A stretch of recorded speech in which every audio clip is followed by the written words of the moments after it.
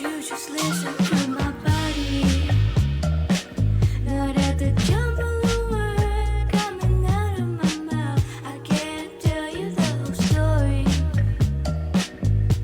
with just my moves as we shake through the night. Don't you worry about nothing. We'll take good care of each other. I'm not afraid of nothing. It's just how I'm feeling. Would you be ready for it if I just said it like it is? Could you trust my vision? Would you just take a little risk? It could be bliss. And I don't wanna fool around, waiting for you to call me, call me. I just wanna sit you down and tell you what you mean to me. Would you be ready for it if I just said it like it is? Could you trust my vision? Would you just take a little risk? It could be bliss, like some kind of heaven. And I don't wanna fool around, I just wanna do it all to you right now.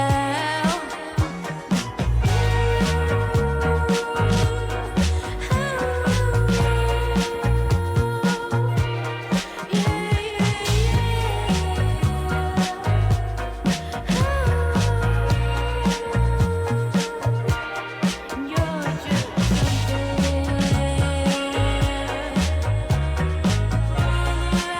right now.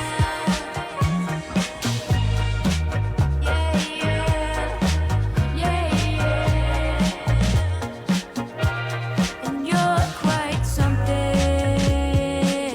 It's quite a magical thing. And I am running until the morning when you pick me up, spin me all around. I didn't journey for nothing.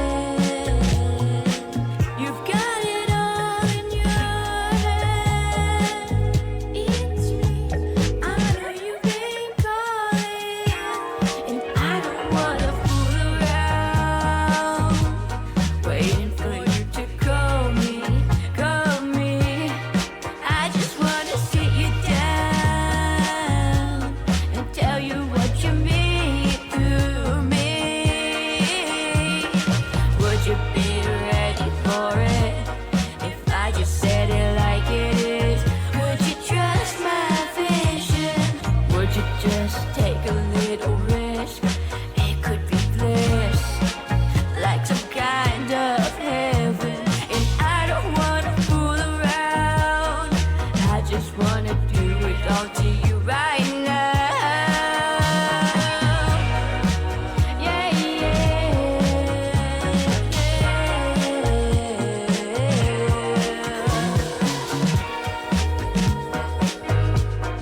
would you be ready for it? Could you trust my vision? I don't wanna fool around. Would you be a little for it?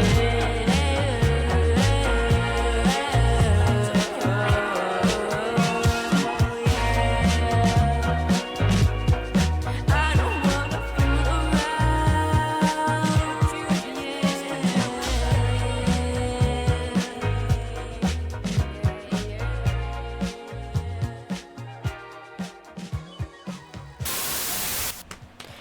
Wait. There you go. Yo, it's me, Yoda. Oh shit, this is really loud. Jesus. Alright, there you go. Ooh, yeah, we're feeling the jazz tonight, boys. Hello, everybody. Hi. Do you notice anything different with my voice today? Ahaha, like maybe some sexy compressors on there? Ahaha, I don't know. I don't know if it's working.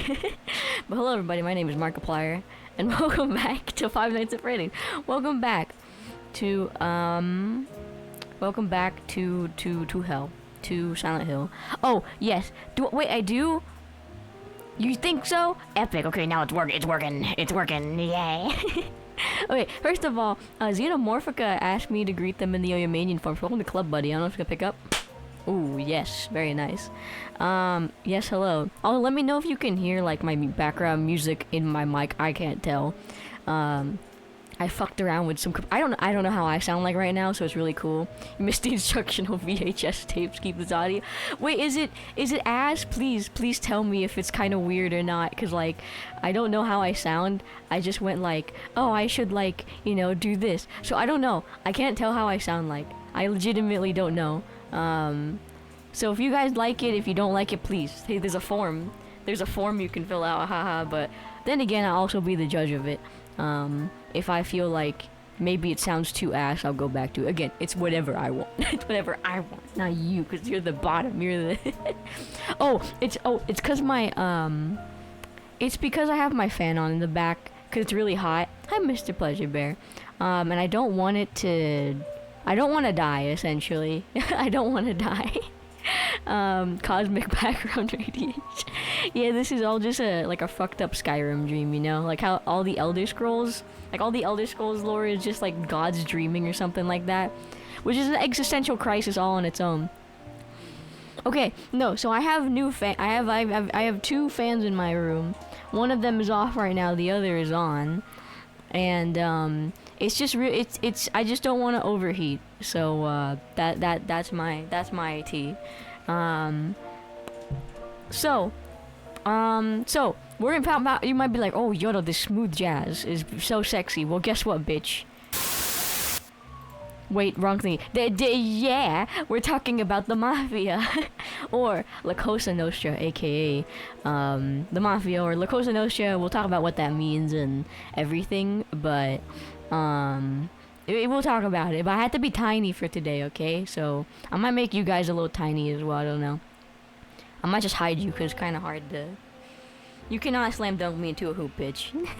Let me know how audio levels are, if they're sexy or not. But no, I'm not stupid. You stupid. So, first of all, I guess I should say, how are you guys? It's been a while since last stream. About how many days? So 5. Saturday, Sunday, Monday, Tuesday. So like 4 days. Hi, Jolly. How you doing? Jolliness, I'm number... Sim... Oh, Jolly... Hold on. Jolene Sim. Oh my god. Jolene Sim number 4. Welcome. Hello. It's not my birthday, but we'll be talking about La Cosa Nostra. So, bro, okay, so you don't know, the last time I tried to do this stream, I got hit with the fucking, like the worst fucking, like, ear infection I ever had, and it hurt like a bitch, and I had to go to the doctors, and it was just a whole fucking debacle over it, yeah? So that happened, and then I couldn't do this, and I blamed the Mafia for it. I blamed the mob for being like, she's gonna break Omerta, we need to fucking kill her. Yeah, bro, I think there was a hitman who, like, implanted wax into my ear to fuck me up. I think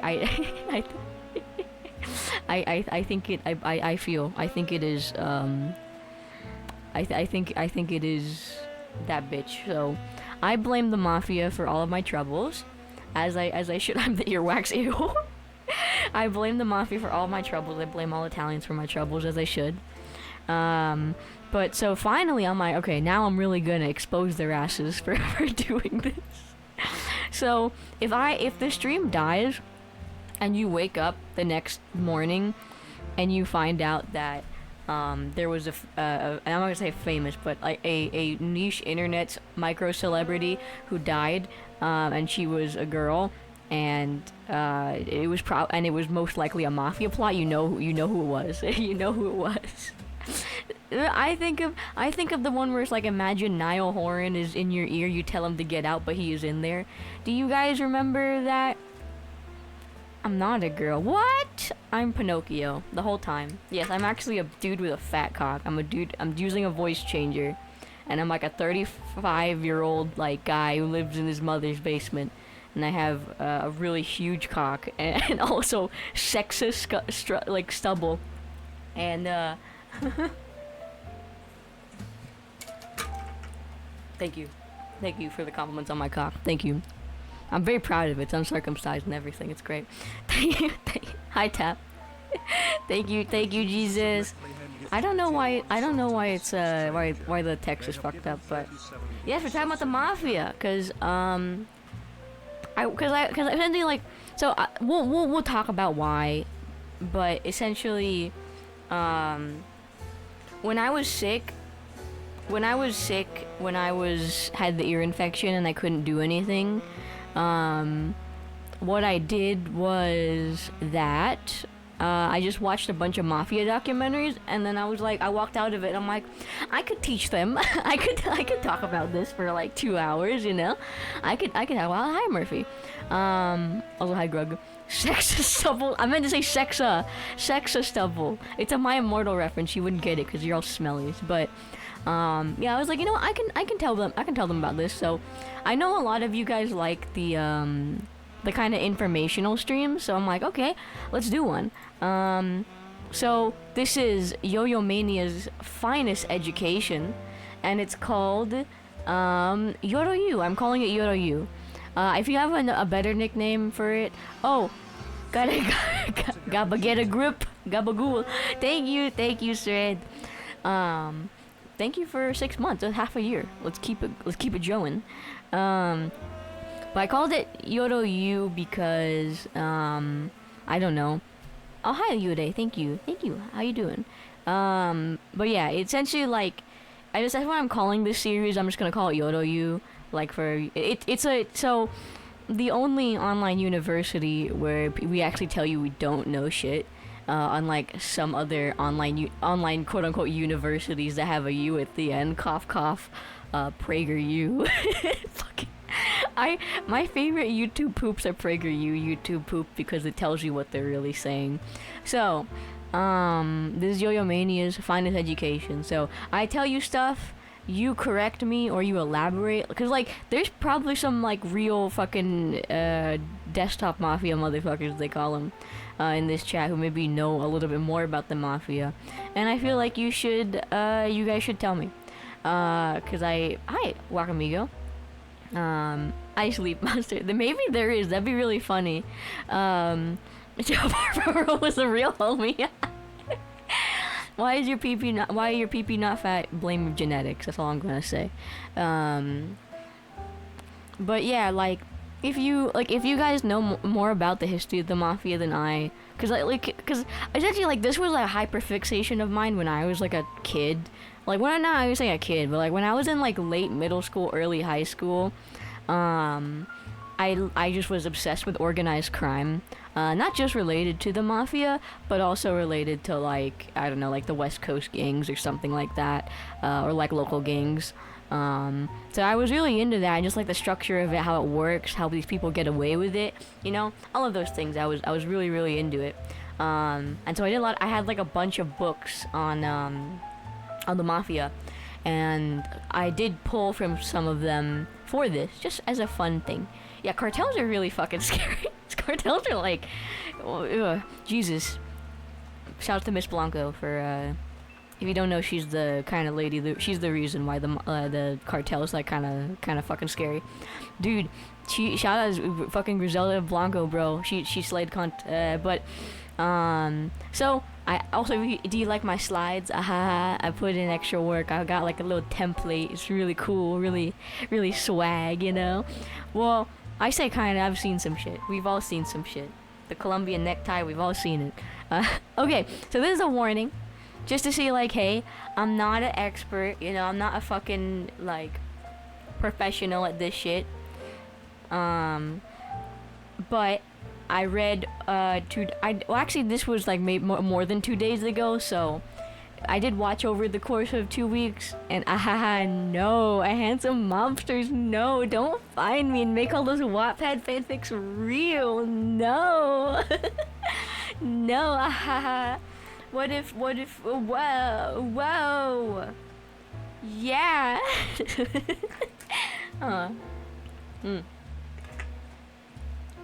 I know a guy. But yes, we'll do that. So let's talk about La Cosa Nostra. So La Cosa Nostra translate directly to this thing of ours or our thing. People just say Cosa Nostra, which means like our thing.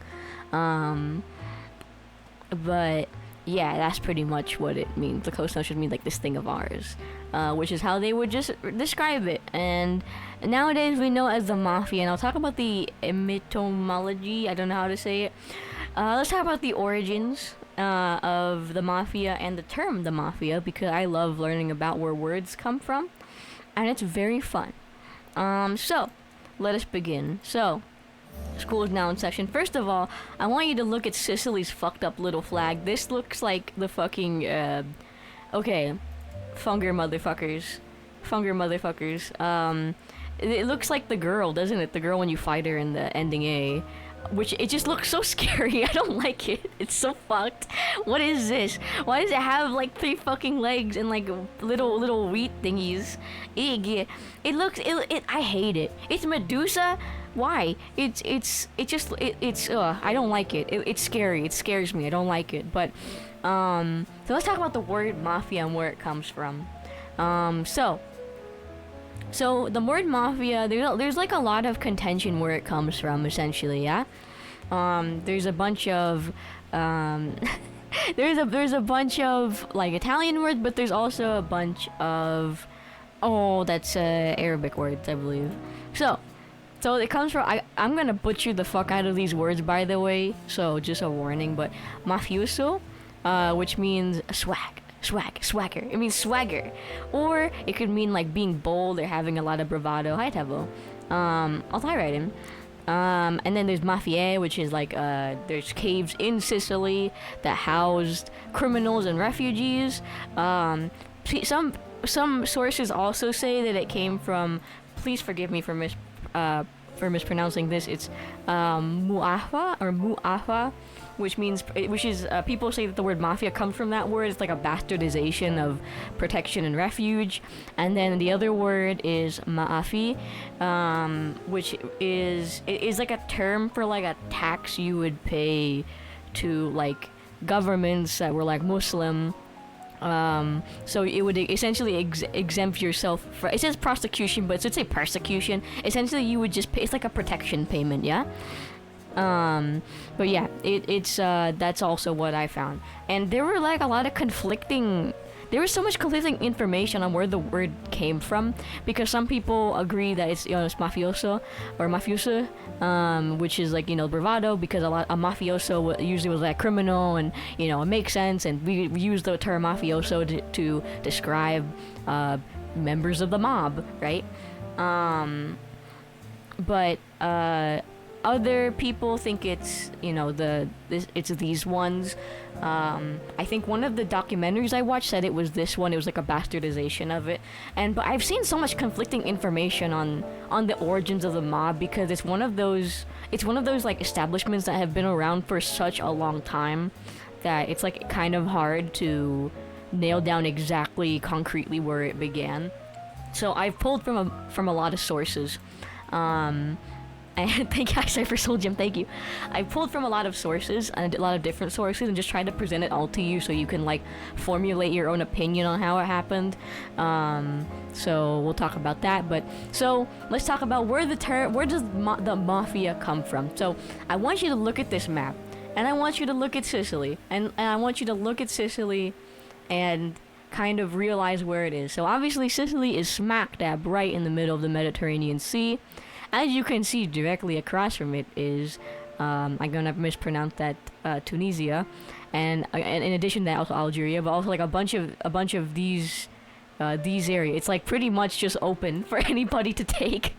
It is, so I want you to picture it, okay? Sicily, like any time throughout world history, not modern time, but any time throughout world history, okay? So the thing is with Sicily is that it's in a prime fucking area for like anybody to get it, like, because it's surrounded by all of these countries. They're like, I mean, it's free real estate, yeah. So it's literally like it's everything. So you keep getting pillaged, you keep getting occupied, and so essentially like there's a few there's a few like how do I say stories about how it came about. Some people say that it's been around since fucking feudal times. Some people think that like essentially the mafia or like some proto mafia has been around in Sicily since like the dawn of fucking time, right? And usually they essentially just think of them as like fucking back in the day, at least like samurai or something, right? You hire them for protection, right? And they protect your community, they protect whatever. They're just like mercenaries or something, yeah? But other people also say that the true mafia that we know it today, not the proto-mafia, but the true mafia, came about because Sicily was getting fucking like pillaged and occupied like every other fucking like minute. So obviously, people didn't like this, and in order to, I don't know, just exist, just enjoy living, they wanted to have this secret society where you could come over here and we could kill the people who were troubling you. The documentary that I watch stated that, like, for example, if one of the occupying soldiers hurt your daughter or something, you would go, hey, could you go kill him? And they'd be like, amen, brother, pay me some money and I'll do that. And then they would do that. So the mafia kind of came about as like a way to, it came about of like, not really, the mafia is morally complex in that it is both, I'm with myself, it is both like, it came from like a place of like, hey, let's help the community, but also on top of that, they started taking advantage of the fucking community they're protecting, so it's like, you know, like, so imagine this is like Italy, this is Sicily, because also Sicily was being stupid towards itself, like, the mob was also Sicily being idiotic towards itself, so, you know, this is just like the Mediterranean, and this is just like the rest, like, Sicily versus itself, like, it's just pretty much like, it was just getting surrounded by all times, yeah, pretty much, Walter, one of the soldiers made fun of me on Twitch, you get him, yeah, it's like, it's a double-edged sword, I think, and we'll talk more about that, especially when we get into America. Because by the way, who cares about fucking Italy? Fuck you. We're talking about the New York Mafia, not those bitches over there. So, now we're in America. And so, you know, a lot of these people from Sicily have, and Italy in general have, you know, sought refuge in America for whatever reason. And I will say, this is something we discuss in history class a lot, back when I wasn't in history class, but pretty much America's rite of passage for, like, any race is just being really fucking racist to you until, like, eventually somebody else comes along and we're like, never mind, you're white, let's go be racist to another group, like that.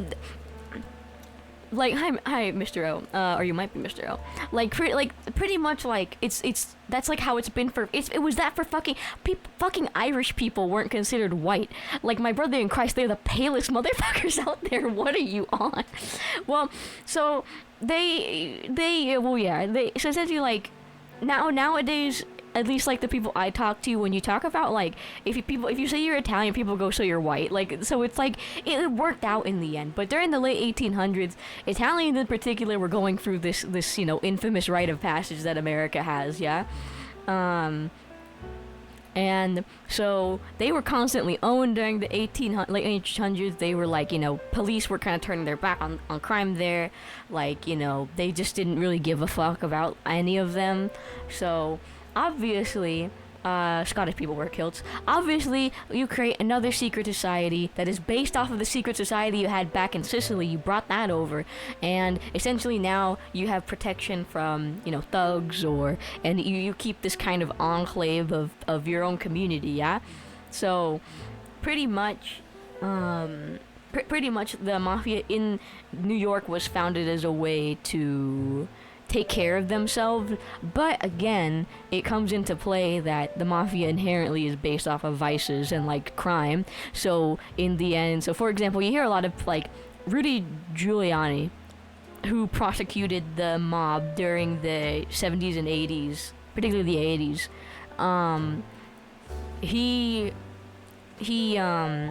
He said that he hated the mafia because his grandfathers, or his ancestors who came to America a few generations ago, giant motorcycle driving by my house, the mafia would extort his family essentially for money back when they were first starting in America, and I guess they held a generational grudge.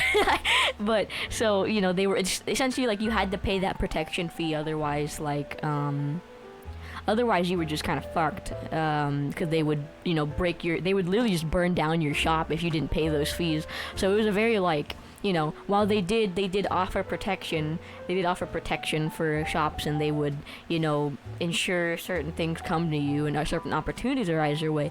They also wanted a lot of fucking money, and that was like a big thing.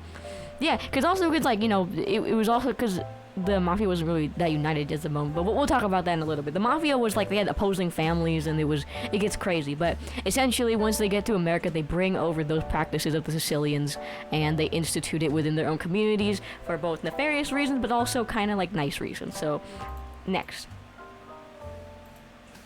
So you may be wondering. So this is a very famous quote from a real mobster. Back in the 1930s, and it goes, "Poopy in my butthole, Fortnite in my veins. The mafia is truly my real game." And that was said actually during the 1930s by none other than Lucky Luciano himself back in 1931. No, it's real. It's real. It's real. It's recorded. Look it up. It's real. But.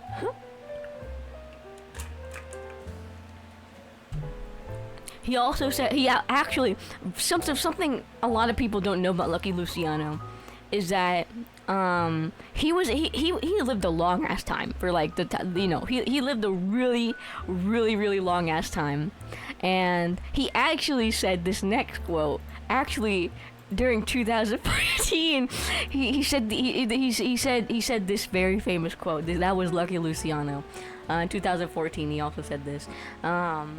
So he was really doing it. He was really mafioso. He was really mafia in my eyes. But hey, Digital Brother, how you doing? But yeah, he's crazy for that one. So let's actually talk about the history of the mob from the 20s to 30s, and what kind of went on. So let me just say. So obviously America's Tux hair behind here. I'm not really into that crime stuff, but they really shot themselves in the fucking foot, and there's one law that was passed in the 20s and 30s that allowed the mafia to fucking flourish, and that was fucking prohibition. Prohibition was the stupidest fucking thing that the American government could have ever done. So shout outs to the temperance movement, because in prohibiting a vice, they made other vices and just the same fucking vice just fucking flourish. Pretty much the reason the mafia even got a footing during the 20s and the 30s was dead ass because prohibition made their pussies sopping wet. They made their fucking they made bank. The mafia made bank off of prohibition and bootlegging and speakeasies and all of the the stuff we absolutely love about the 20s and the roaring 20s was a result of the fucking mob. And so during this time, the mafia is getting its footing. A lot of mob members who were alive during the 80s. I watched a documentary, obviously, but one of the documentaries I watched, they had mafiosos and mobsters come on, and they talked about how everybody wished they were born during they were a part of this golden era of the mob, where it was truly the height of their success, and it would be the height of their success for a long ass time. Hi, Battle Knight. Whiskey Dick refers to how hard the mafia went during. But pretty much this was the height of their power and the height of their luxury, and everybody we'll see we'll talk a little bit more about the culture of the Mao. We're just kind of focusing on the we're gonna be kind of focusing on the history for now. Oh, Gamer Kev 310, welcome to the club, buddy. But hold on, let me pull up this. There's one name I'm forgetting, but I need to talk about it for this this point. So essentially, the Castellammarise War was essentially yeah, like pretty much, right? Like it was the temperance movement did nothing but just literally just make the mafia like powerful. But the Castellammarise War, during this really big power thing that the mafia was having. Obviously, when you have a lot of power, people are gonna start fighting over it, and that's where the Castellammarise War came from. So it was Joe the Boss Masseria and Salvatore Maranzano, and this is really big. Hi, Talon. This is really important because this essentially caused the 5 families to come into place, and we're going to talk about that. But essentially, the result of it is that Salvatore Maranzano won the war, and he created the 5 families to govern all the power that was being shared. Or I guess like united, and he's pretty much, well, Lucky Luciano is directly responsible for like the mob being so structured, but we'll talk about that in a little bit. But for now, you just need to know like Maranzano wins the war. He starts 5 families, and he calls himself Capo di tutti I capi, which means the boss of all bosses. Which, like, okay, whatever, buddy. I think this is Salvatore Maranzano. I forgot. Yeah, so he called himself Capo di tutti capi, or the boss of all bosses, and he goes, you little fucking pussies, you Capo di people.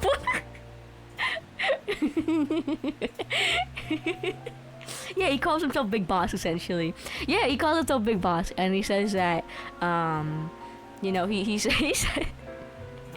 he says like, you little pussies need to start paying me tribute because I'm the big boss around here. So, which a lot of people didn't like. A lot of people didn't like how he won the war and then just essentially seized all the power for himself. He claimed to give it all he claimed to, divide it amongst the 5 families, but in reality, he's like, well, I'm the boss of all bosses, so. And Lucky Luciano did not fucking like that, so using, actually a group of really, Lucky Luciano's, little, homie polycule, I don't know how to, Lucky Luciano's little polycule was comprised of some of the most famous gangsters in, all of American history, and his little polycule, spread, it was across, multiple syndicates as well. And that includes the they call it the Chicago outfit, as well as Las Vegas. We'll talk about a few of those players in a little bit. But all what you need to do is, Lucky Luciano said, actually cunt, you're not Big Boss because I'm the Big Boss. So he killed Maranzano with his little polycule, and after that he took over the mob. They were the PCs. Yeah, this was a D&D campaign, but they took over. They took over the Mafia, essentially, and Lucky Luciano ended up revamping the entire mob so there would be no more power struggles. And this was really important, and we're gonna talk about that right now. So, yeah, also the cops were trying to get their asses, and they came up with a few laws for that, but it didn't really go anywhere because the mob kept persisting. But so. Next, we're gonna talk about the 40s and 50s. The 40s and 60s. I'm gonna talk about more about the 5 families in a little bit. What you need to know is that there's 5 families and they evolved because these were not the original 5 families, but they just changed, and that was because during this era of the 5 families, a lot of their names changed, and that's literally because a bunch of the older guys were still practicing fucking Vampire the Masquerade politics and trying to get each other. So what happened is, this is literally a story, so I believe it was the Bonanno family, I believe.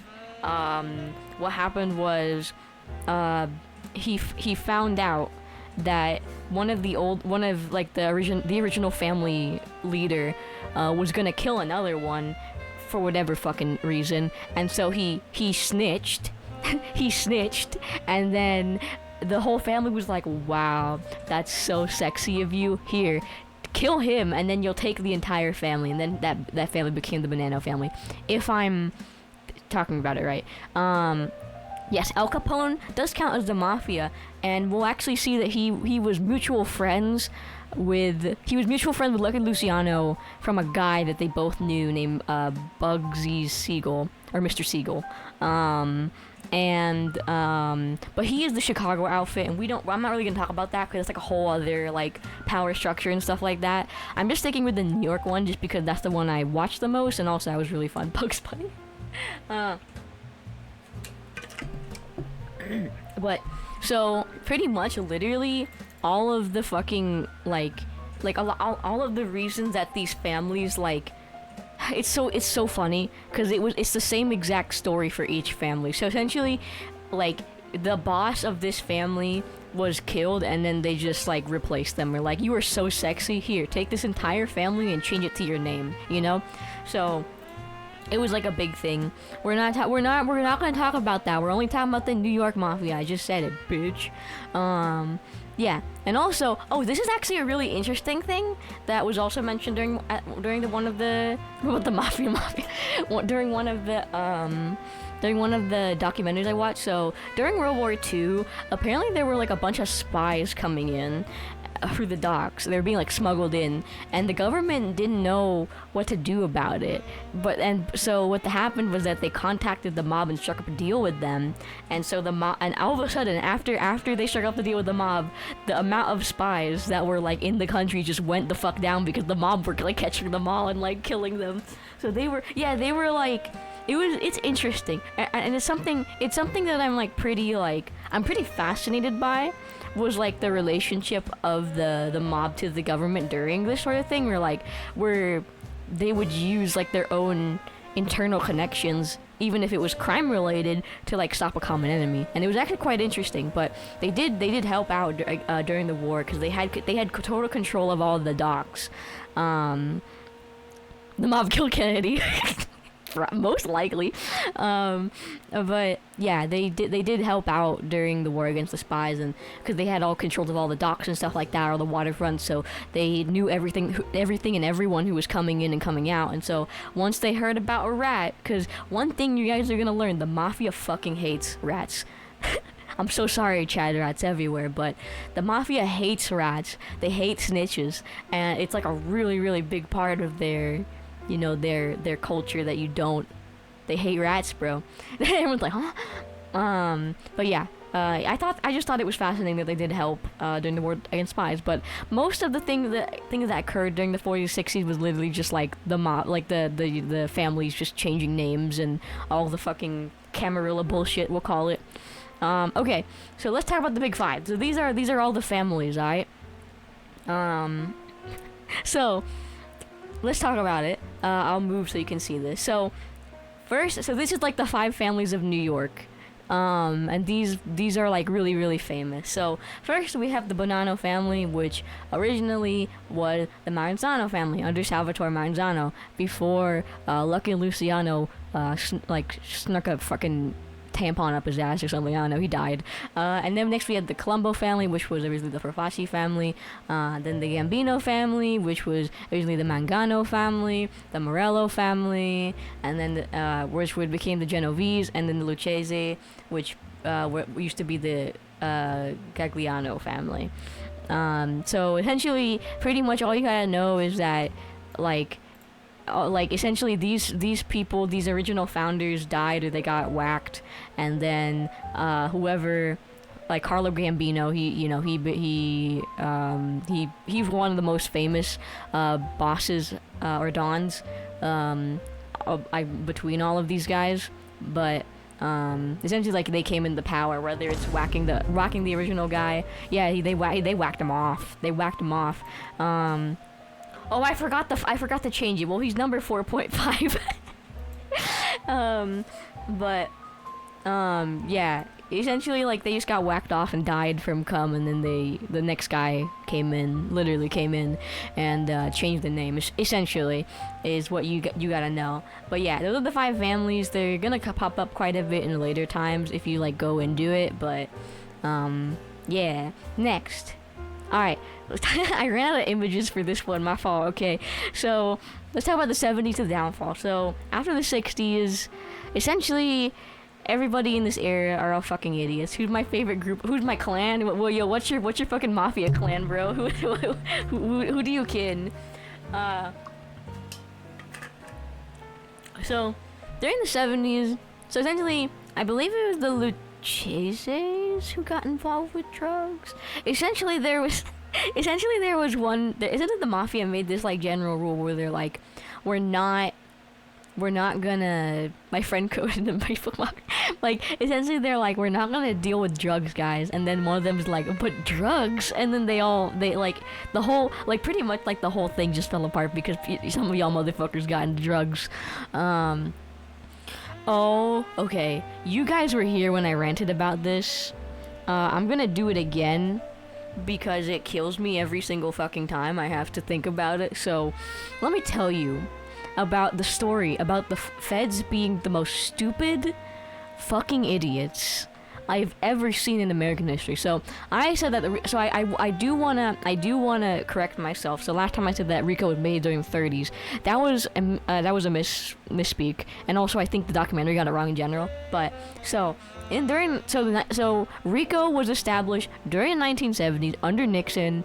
I believe it was Nixon, yeah, or somebody to specifically get rid of the mob. It was there to get rid of the mob. You know how long the feds forgot it for 10 years. The feds forgot it. The feds forgot RICO existed. The feds legitimately forgot that they were investigating the mob, and they forgot that there was a law put in place, passed, like nationally, that was made to help them catch the mob. How the fuck do you? And they're like, we're so frustrated. We can't get these dudes. And I'm like, my brother in Christ, my brother in Christ, my brother in Christ. There's a fucking law, and they forgot. That luscious. That sounds like something fucking Sophia from fucking from fucking Golden Girls with two mi fattore di Cristo. Like literally, I watched the documentary from Netflix. I think you can still watch it. I recommend it. Essentially, it's about the FBI catching the mob during the 80s, and how we're so cool, and it was so cool. And I'm like, you stupid idiots, you forgot that RICO existed. You had to get some fucking random professor to like explain. He had to give a class on what RICO was to a bunch of feds so they would remember what the fuck happened. It was like the most idiotic thing I've ever seen. But yeah, essentially the mob was really stupid during this time. They got involved in drugs, which only made their charges like much more difficult. They also didn't fully understand technology and how it could be tampered with, which is again like not they're all like, I feel like they could have done a better job at that, but also like, you know, nobody really like the feds were really sneaky as well, the little rat boys. But yeah, a lot of the time it was just them like being a little too careless with what they did, people bragging about what they were doing and stuff like that. Elders are fucking stupid, yeah. But essentially like they were all just being kind of stupid and clueless, and it was like some of them covered their tracks very well, but other times it was just like, what the fuck are you doing, my guy? Yeah, and also apparently, I just want to say the feds had to listen to some dude pounding his like mistress like so many times, and it's really really funny to me that like, because the feds were talking about how like they had to listen to the tapes, and like 90% of it was like quote unquote shitty disco music, and people just pounding the fuck out of their mistresses, and it was fucking wild. Imagine that being your job, man. Imagine that being your job, to listen to some Italian man just pound his fucking maid. That's crazy. But so yeah, right, essentially RICO state. If you don't know what RICO is, essentially it just means like if we smell that you're like ordering a crime, we can get you on it. So if we get proof that they say Mamma Mia when they nut, maybe, I don't fucking know. But essentially, is that what? Yeah, made mayonnaise is fuck. Yeah, maid man is fucking your maid, bro. Yeah, but yeah, essentially it says like if we smell that you're in somebody's pussy a little too hard, we can, or we smell that you ordered somebody to go in that pussy, we can get you, on there. Spicy ball. But yeah, and it was made because before, you guys know the story of Al Capone, right? He got caught on tax evasion. Yeah, exactly. The IRS got him on tax evasion.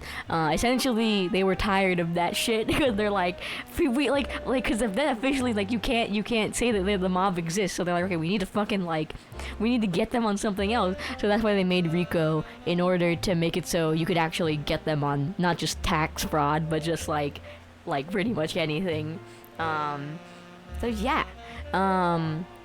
Yeah, and the mob was just kind of stupid as well. Dealing with drugs was also a really, really big thing that I think, personally, I think contributed to the downfall, because drugs, like, kind of just elongates your sentence, and also, because of the drugs, it made a lot of people, like, because it was cocaine. It wasn't just drugs, it was cocaine, flour, if you will, and that cocaine really made a lot of mobsters really volatile, and it caused a lot of fucking like internal strife, because you'll learn like a lot of the reason for the downfall and the internal strife was because people were killing each other because they were hopped up on cocaine, which is like really funny when I think about it, that like the mob's downfall was because too many dudes were sniffing like coke off of like a stripper's ass, but also like, like it's like another contributor, so yeah, they don't care. They're like, just give us money. But oh yeah, that pretty much they got involved in the cocaine business and died.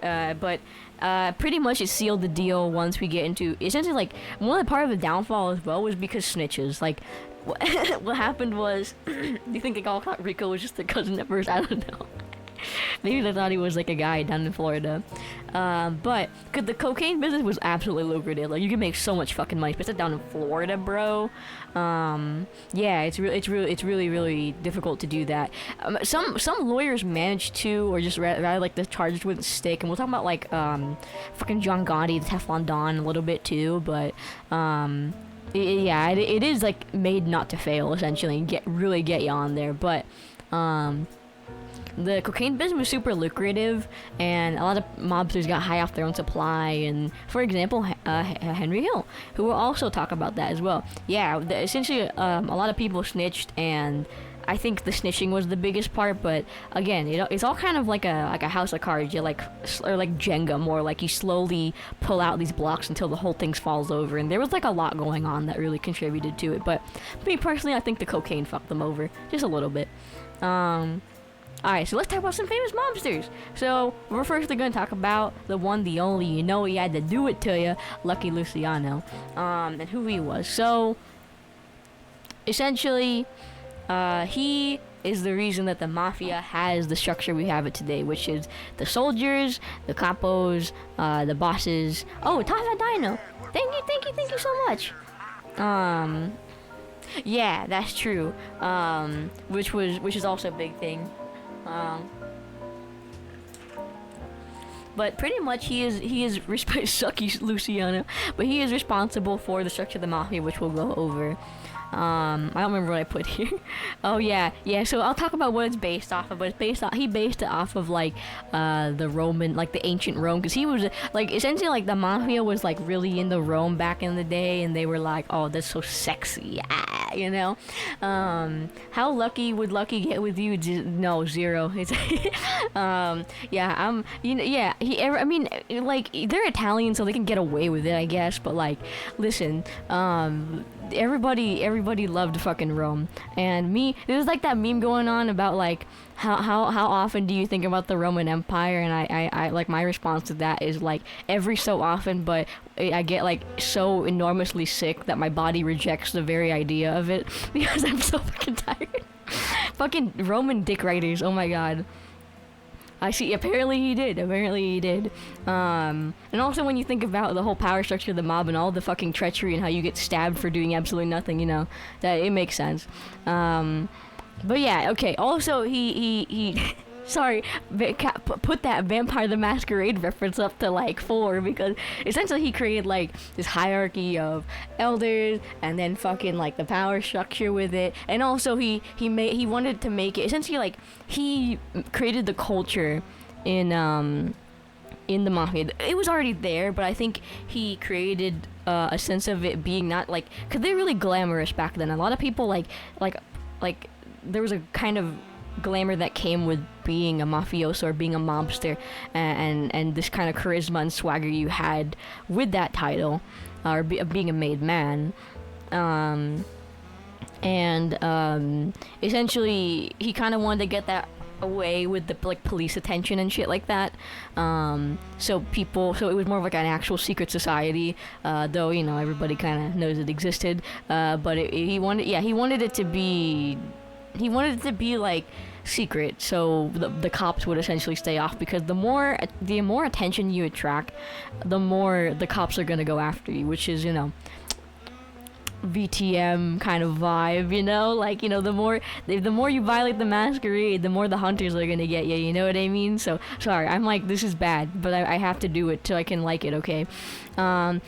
And also, so this is also really cool. At least, like, a cool thing about Lucky Luciano was that originally a lot of the older guys were like, I ain't gonna deal with anybody who isn't Sicilian, who isn't Italian, right? And so Lucky Luciano actually worked really closely with different gangs and different outfits that were not Italian. For example, Bugsy Siegel, he was part of the Jewish outfit, and he's actually the guy who's credited with killing Salvatore Maranzano, even though Lucky Luciano was like ordered it and he was there, but Bugsy was the guy who actually like killed him. So diversity win there, guys. Diversity win. The mob who shot you death wasn't Italian, but a different ethnicity altogether, so he actually allowed like more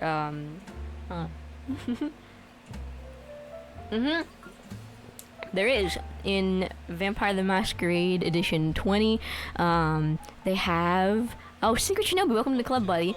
They have the Giovanni clan, which are actually literally just the vampire mafia. And they suck penis. They suck penis to sire you. You gotta take notes on these. Enjoy. But yeah, Giovanni and VTM, they and also VTMB, they literally have you like suck their dick, and then it's a whole thing. Look it up, look it up.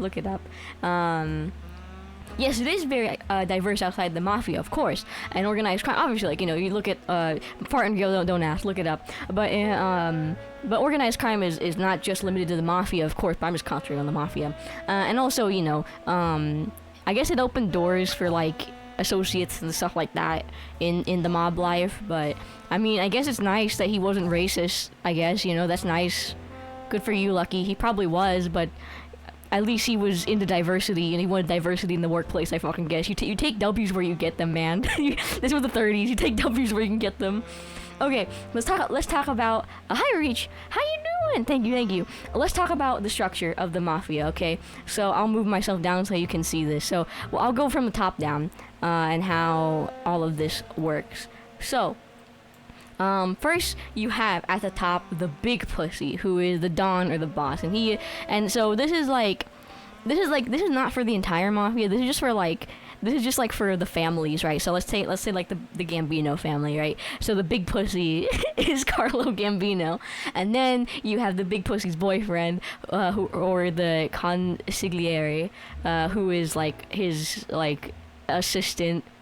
Dick rides him a little bit. Like he's like his advisor essentially, and then you get into the Gooch, who's like the underboss. Essentially, like the boss has his advisor, and then he has like the guy right under him who also is in charge of the Creamy Boys, who is the Capo Regime, or the capos, or the captains, as you know.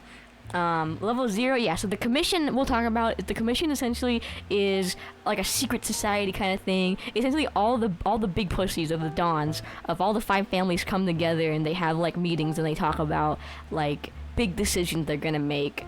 And it was really secret where they'd meet, and it wasn't until the 80s that they found out like where they'd go. And usually they literally just eat dinner at like somebody's place. Like they just eat dinner at like with their families and like together, and then they just talk about business like later. But yeah, essentially the commission was comprised of like each big pussy from each of the 5 families at Olive Garden. Yeah, at Olive Garden. But so then we have the Discord kittens, who are the soldiers, and then we have the final tier, which is lol, you can't be in the Mafia because you're too white, which is the associates. And this includes people like Henry Hill, who was Irish. He had a little bit of Irish in him, so he wasn't fully Italian, so I don't think he could become like a full made man. So he ended up just being an associate. And don't get me wrong, while you can have a lot of like this, I mean, you get richer as you go on, but there are like a lot of associates who are like pretty much on par with like capos essentially, but they just couldn't get the title because they're too white. They would go to the Russian bathhouse because they knew no one was wearing a wire. They were all dude. I mean, maybe I don't know. I never heard about that. Yeah, cause the FBI would get on your ass if they smelled that shit. But this is like my. Feel free to screenshot this if you'd like to learn about the structure and all of its unique names. I had a lot of fun coming up with names. The Big Pussy, the Gooch, the Creamy Boys, the Discord Kittens, and lol, you can't be in the Mafia because you're too white. I was laughing my ass off making this, but yeah. Essentially, this is the basic structure of like a Mafia family. Next, yeah, so this is like a visual thing if you're like too much of a pussy and you can't fully understand. It's like a visual guide, so usually you have a few capos and then you have a bunch of soldiers and there's like a giant amount of associates. So it is based off of Roman stuff. So yeah. Next, the Teflon Don himself. It's John Gotti. So they call him the Teflon Don because no charges would fucking stick to him. Like for a while, like they just couldn't get him on shit. Whether it's just like, usually it was a result of like, yeah, cause he didn't fucking care. Like he was essentially he's happy and he had a lot of charisma and the public loved him. Like the public thought they were just obsessed with him and they were cheering for him. Literally like outside the courthouse, he had crowds of supporters, even acting like he hasn't like murdered so many people. But he was called Teflon Don because shit just wouldn't stick to him. Another charge would stick. And usually it was because of witness intimidation or like paying them off and stuff like that. So that's usually how it went. So like because all you need, like they say that Mafia trials are really, really difficult for lawyers.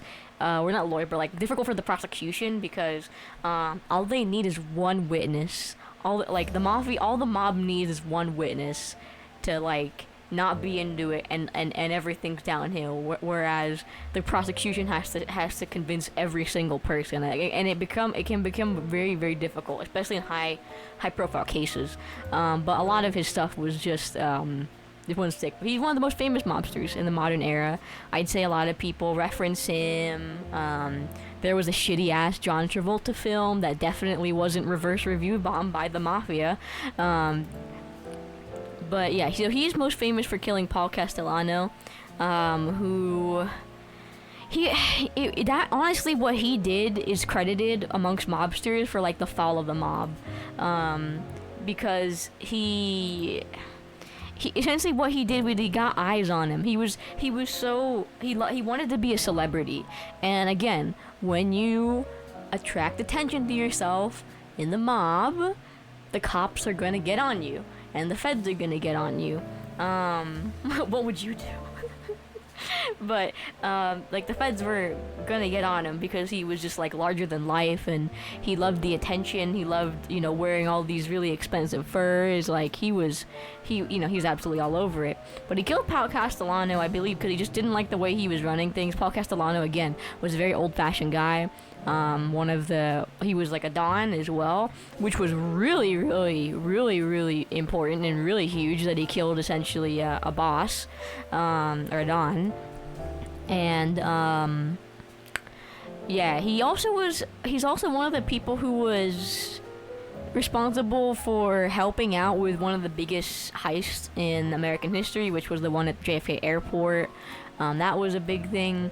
Yeah, well, because the thing is with John Gotti is that he made it like very clear that he was up to stuff. Like everybody knew he was a mobster, you know what I mean?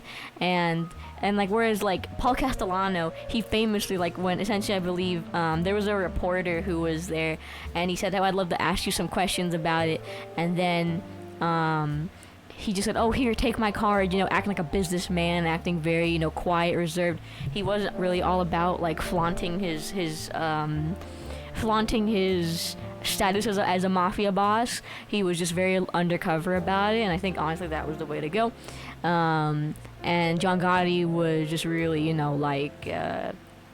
really just all about serving cunt. He knew how to project his image.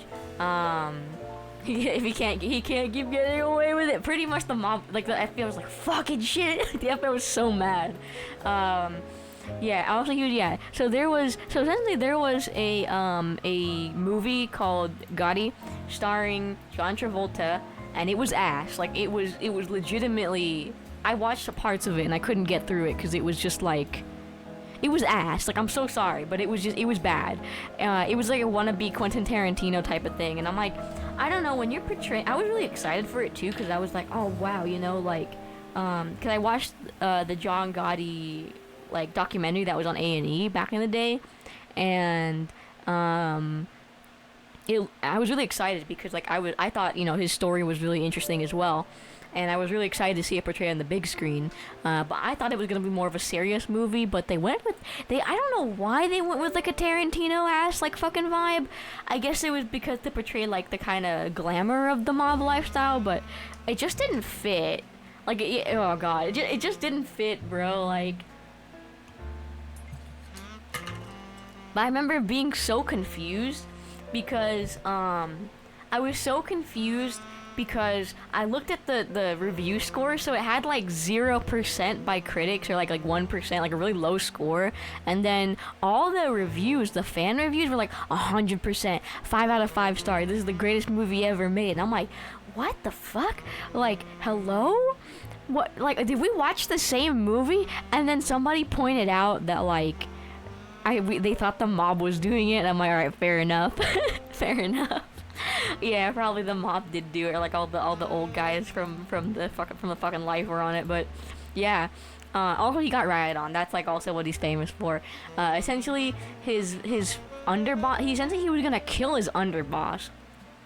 Which again, my guy, like he was just not thinking. I don't think like ever. He was just not thinking of like the consequences of his own actions, because essentially the tapes got him like. The tapes got him like talking shit about his underboss and how he was gonna like kill him essentially. And then his underboss heard it and was like, "Yeah, I'll snitch. yeah, I'll get him." So he got snitched on, and that's how he got in prison, and he died of cancer while he was in prison. And the Gotti docuseries from A&E talks about his relationship to his son. Essentially, his son used to be in the life, and then after a while he didn't want to be in it, and it was like a really interesting look into like just his personal life, because everybody was talking about John Guy, but they don't talk about his son, who he had like a really, really tumultuous relationship with. Yeah, like it had like 0%, and then all the fucking reviews, like the fan reviews or like the audience reviews, were like 5 out of 5 stars. I'm like, what the fuck is going on here? This is, but they got him. Oh, Henry Hill. Okay, so if you're a Goodfellas fan, this one is for you. Henry Hill is the guy portrayed by Tommy Vercetti's voice actor. Tommy Vercetti's voice actor from GTA Vice City. So my Vice City fans here. So that is Ray Liotta with the real Henry Hill next to him. So Henry Hill is a very interesting case. So he is considered. He's got a very interesting story with him. And I'll kind of go over it. Essentially, he was, he's Irish Italian, so he could never become a made man. But he grew up around the mob, and his first job was like he didn't know it obviously, but he was in this mob like run bar, and his boss would just like make him do all this shit, and eventually like he and the people he really looked up to was the people he looked up to were all the mobsters that would come in, and they're like really nice. They'd be handing out like money, like they were like, this, again, the glamour of it, right? And so he wanted to be like them, and eventually he did. He grew up, he got involved with, I think I remember the guy's first name was like Polly or something, and he became homies with him, and he got, jobs in the mob via that, and he loved it. He loved the thrill of it. He was like, a lot of people consider him to be an adrenaline junkie, but he's the biggest snitch in Mafia history, because his snitching like got so many people fucking arrested, and then he's also behind one of the biggest heists in American history. Hi, I could adopt you, really. I had to stop doing Gremlin voice because it hurt, but yeah, so he became friends with Polly. He ended up getting into so much shit, and he was living the life. He was doing small time heists, but his thing was that he didn't like killing people, right? Like, he had a friend, or one of like his best friends was a guy who was just like really volatile, and he just like kill people instantly. And famously, one of his things is that when his first robbery, he tricked the guy, essentially JFK. Luscious, thank you for a tier 3 something. Thank you so much. Let me explain. JFK Airport. Joe Pesci, yeah. Joe Pesci played that guy. But let me tell you about JFK Airport. So JFK Airport had like no fucking security, especially like in the European areas, or like where like all the luggage came in. So what the mob would do is that they would just like steal shit from the luggage, and they like expensive furs and like all of this shit, and then they would just like sell it. So they made a lot of fucking money. And so Henry Hill, he would go to the JFK Airport and just kind of steal some random shit. And famously, he used 2 fingers and pretended to hold a gun behind the guy, and the guy fell for it, so they ended up just stealing some shit and getting away with it. Nobody died.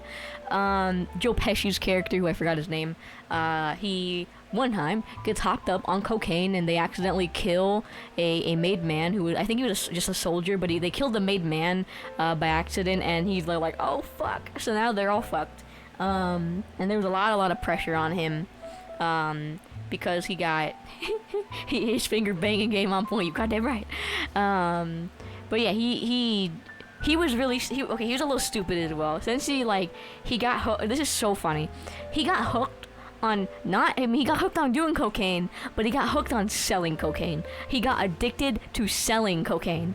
Of course, he was on cocaine, but he was addicted to selling it, which is really funny to me that they specified that. Like, yeah, he was on it, but he loved selling it. Like, he was just a merchant at heart. Yeah, essentially, like, it got so bad that he ended up getting kicked out of witness protection, because essentially, if you watch Goodfellas, the ending is that he goes into witness protection. Well, after that, the movie stops there, but after that, he ended up literally telling everybody that he was Henry Hill. He got married to another woman, because he's like, oh, that was my old name, this is my new name, where like I can marry somebody else legally. And they're like, oh my god. And he'd get drunk, and he would keep telling everybody in his neighborhood. He would throw parties at his house and tell everybody that he was Henry Hill, and the fucking FBI was like, oh my god, we're not doing this no more.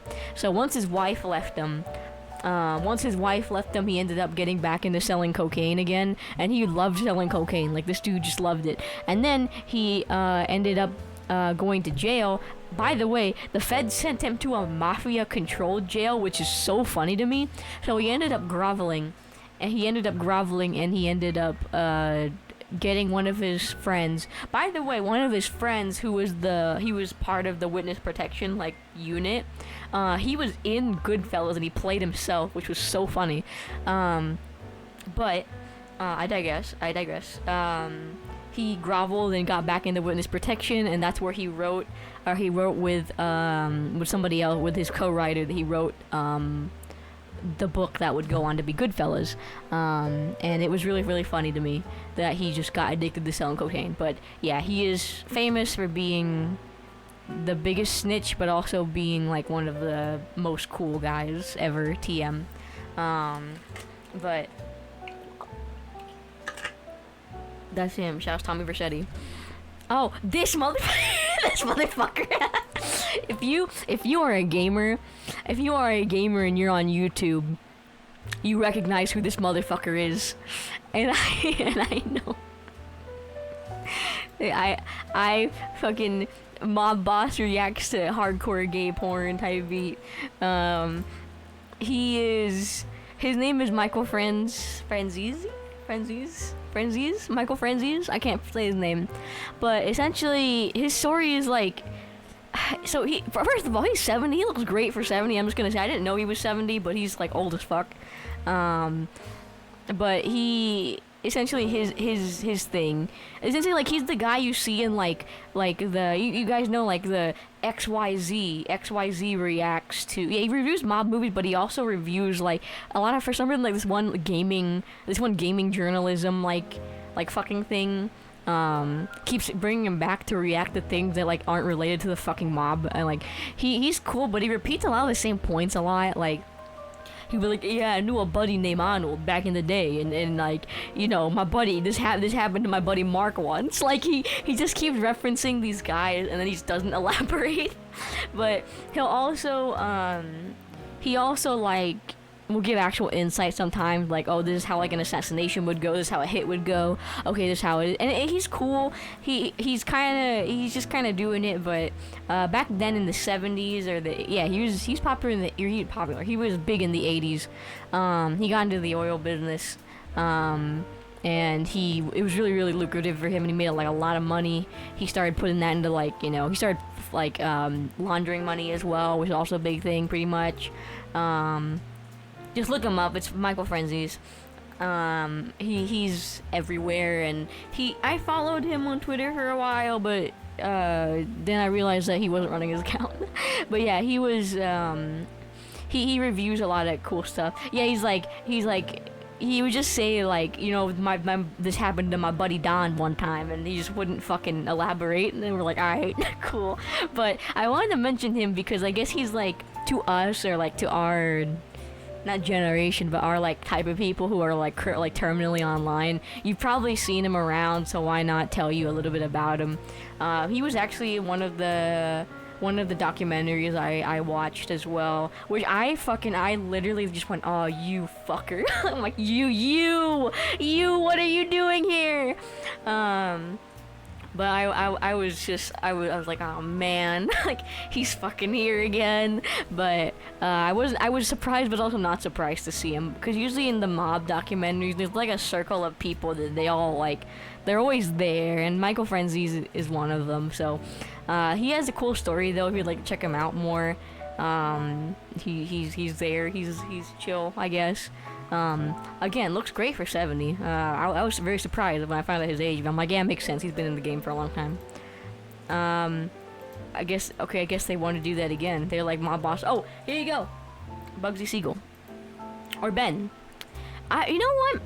I didn't see him talked about a lot, and I guess it's because he wasn't like Italian or he wasn't a part of it. But nobody say anything about him yet, okay? Because I want to be the one to reveal it, okay? It's really cool.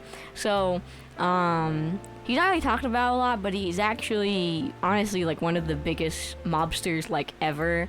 And I'm surprised that none of the, like, things I watched ever, like, touched on him, considering, like, especially when I watch about like stuff about Al Capone or Lucky Luciano, they don't really talk about him that much. They'd be like, oh, Bugsy Siegel was a guy, and he was friends with Al Capone and Lucky Luciano, and like he was part of that whole polycule, and like they just don't they don't elaborate on it. Like they'd be like, yeah, he was just there, but like he's really, really cool, and he's actually a really, really big part of the Italian mafia and its story, despite having his own thing going on. For example, he knew Al Capone. He was childhood friends with Al Capone, and while Al Capone was on the run from the cops, he actually stayed in his mom's house for a little bit to like hide and lay low. So they were like childhood friends, and they grew up near each other. And on top of that, Bugsy was also friends with Lucky Luciano, and like I said, he was the guy who killed Salvatore Marzano. He was one of like he's one of the people who ushered in that new age of the mafia, and nobody fucking talks about him because he's part of the Jewish mafia. I'm like, bro, he literally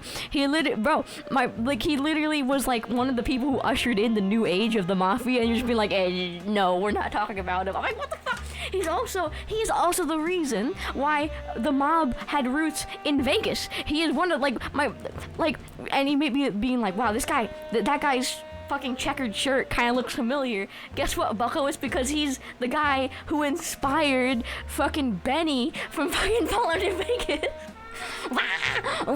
I'm so mad. I'm like, bro, justice for my boy Ben over here. Jesus, like. That's why Benny's name is Ben, because this guy's name was Ben. His name was Ben Siegel, but they called him Bugsy because he looked crazy, quote unquote. I mean, he looked kind of cool here, I guess. I don't know, but he is responsible for a lot of the activity of the mob that happened in Las Vegas, and how the mob was able to get their roots and their little tentacles, they call them, into Las Vegas was a result of Bugsy just doing business there and getting his homies in there. So I'm like, bro, nobody talks about him. So justice for my boy right here. But yeah, I guess he was mostly because he was not Italian, so they're like, don't care. Yeah, but I guess I'm kind of surprised because all the fucking documentaries never, like, they'll just be like, oh yeah, there was this guy named Bugsy Siegel, and yeah, he's probably important, I guess. I'm like my brother in Christ, he's like one of the biggest, so shout out to Bugsy. And yeah, and also another thing is that he integrated himself into Hollywood as well, and so he had friends everywhere. And like he had so many friends he was friends with Ricky Martin, he was friends with Clark Gable, like some of the biggest Hollywood names at the time. And then he also, this is so funny, during World War II, he scammed Benito Mussolini. It's so funny. He scammed that motherfucker. So what happened was, he was like, haha, let me supply you with those missiles, baby girl. Pay me some money. So, they paid him like a shit ton of money. They paid him like so much money. And then they're like, but like Mussolini's like, okay, I want to test the rocket. So they brought the rockets over, and they're like, we want to test the rocket so we can like see that because it's really cool. And he's like, no, and then just leaves. Like, he just went, yeah, fuck you, loser. And he just left. So that's fucking hilarious. I can't believe nobody talks about him, because I'm like, I mean, he's probably talked about it, I just didn't see that like happen that often, but that was so funny. He just conned his ass. He just got his ass. He just like, yeah, no, fuck you. Like, no, he literally said, no, I'm not fucking firing those things. Give me your money. Leaves. Refuses to elaborate. Bro, another common Mussolini L, bro. But But yeah, it is. It was pretty interesting. But yeah, the coolest thing I wanted to bring up, I guess, was that he serves as the inspiration for Benny from fucking New Vegas, who I'm sure a lot of you are familiar with. Yeah, it's true. That's true. You know, one time, guys, this is a dark secret of mine, but when I was in high school, I took the class AP Euro, and that class is responsible for probably 90% of like the brain damage I have. And during AP Euro, at the end, after we took the test, or like either right before or right after, I wrote an entire RuPaul's Drag Race episode that was like RuPaul, like it was like World War II, but RuPaul's Drag Race, and I assigned every major world leader a drag name, and Benito Mussolini's was named Chocolate Mousse, and I'm not gonna go over any of the other ones. I don't remember all of them, but I just remember Benito Mussolini's drag name was called Chocolate Mousse, and I was really, really proud of that. So I wrote an entire episode. It was great. Something was really wrong with me, but yeah, that's how it be. Oh, also ring a ding ding baby. Ring a ding ding baby. give those a shake for the Venster. What a fucking horrible fucking quote I had to hear the guy from Friends say. Why does Yoro abandonedly pasta crimes? Okay, so there's another one. Let's talk about like why do so many people want to slurp the Mafia spaghetti? Okay, and this is like, cause I know like a lot of you maybe. Hold on, I'm gonna turn the fan towards me because it's really hot in here. Ugh. Oh, it's hot. That's nice. That's better. Okay. I'm glad you got the help you so clearly needed. So, why do so many people wanna like I don't know. There's like a very like I feel like Hollywood. Gingy. My cat is on my keyboard. A lot of people are just really enamored with the Mafia and the mob. And Hollywood's had an obsession with the mob for years. Like, we had so many mob movies and so, like, you know, like, so much all of our pop culture, you know, has, well, not so much of it, but, like, it's a major part of pop culture. It's big enough that we reference it a lot. Sorry.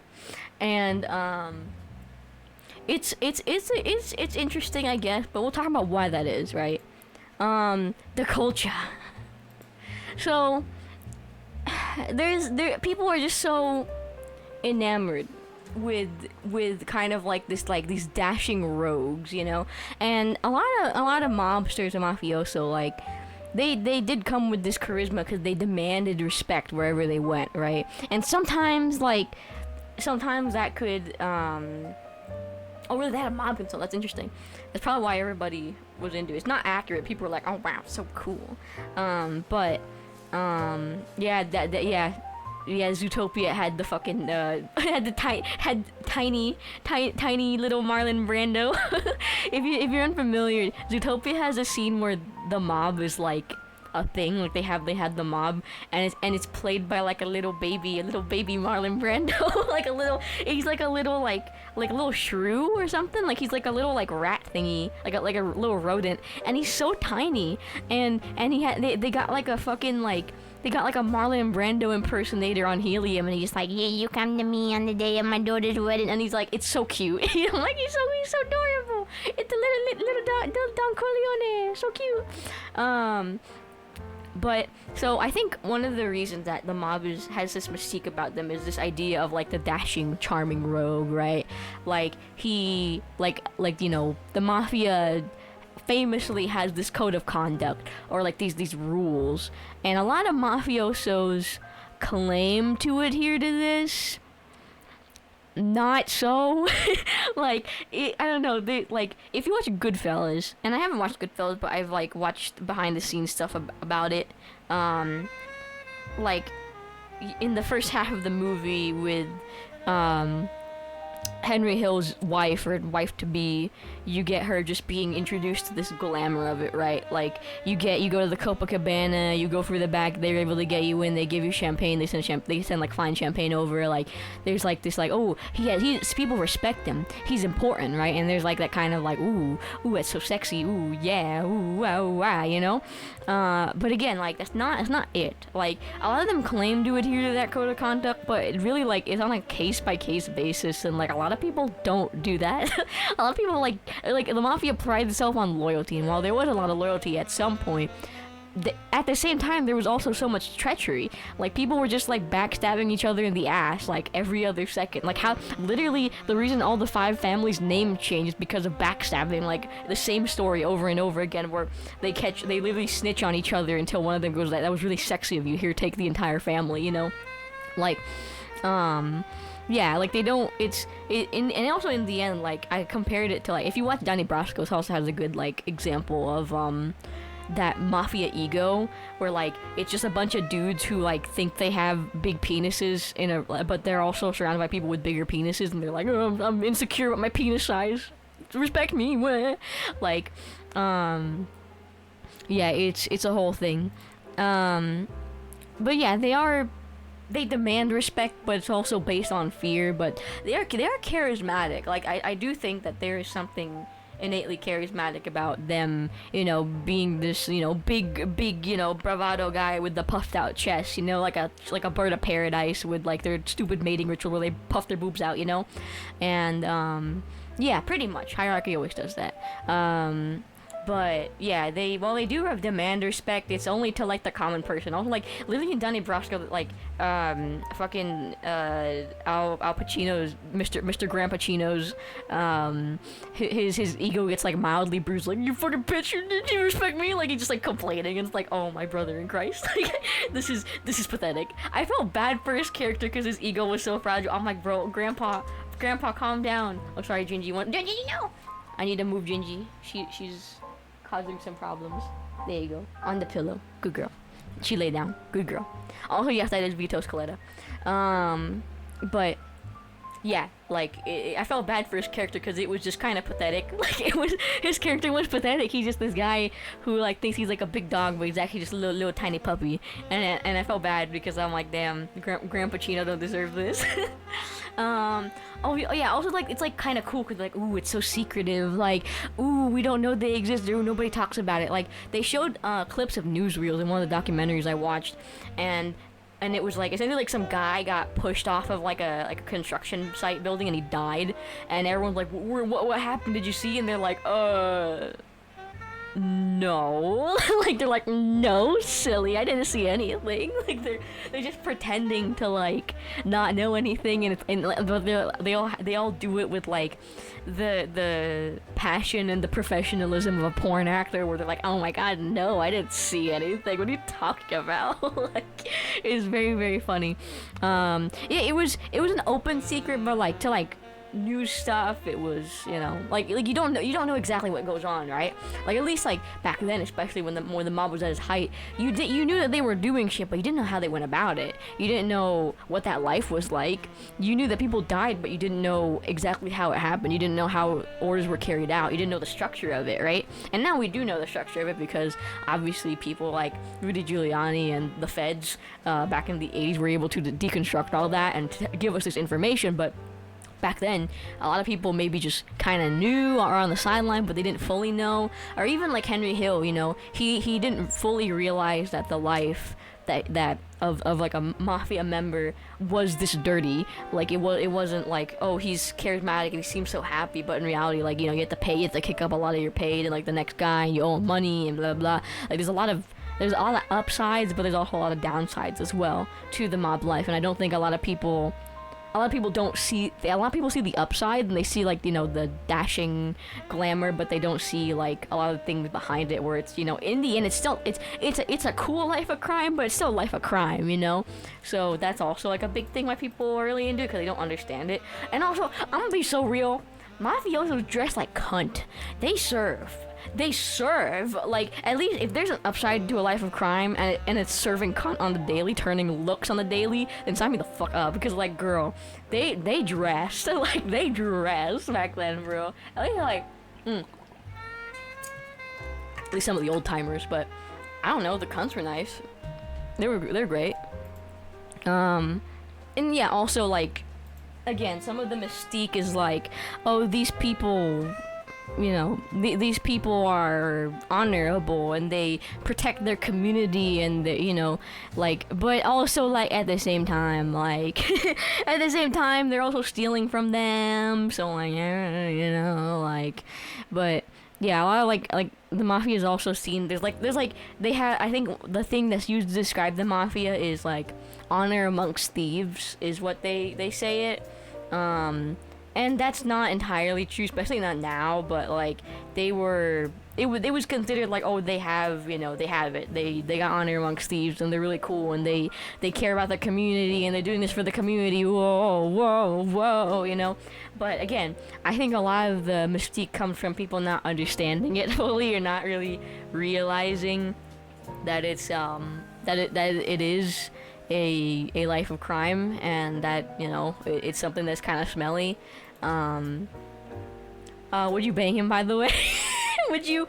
Would you?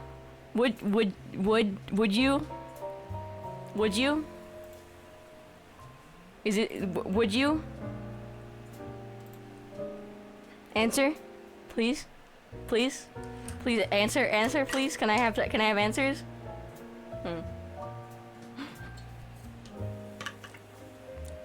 That explains it. Marlon Brando's hot. Wood. All right. All right. All right. All right. All right. No.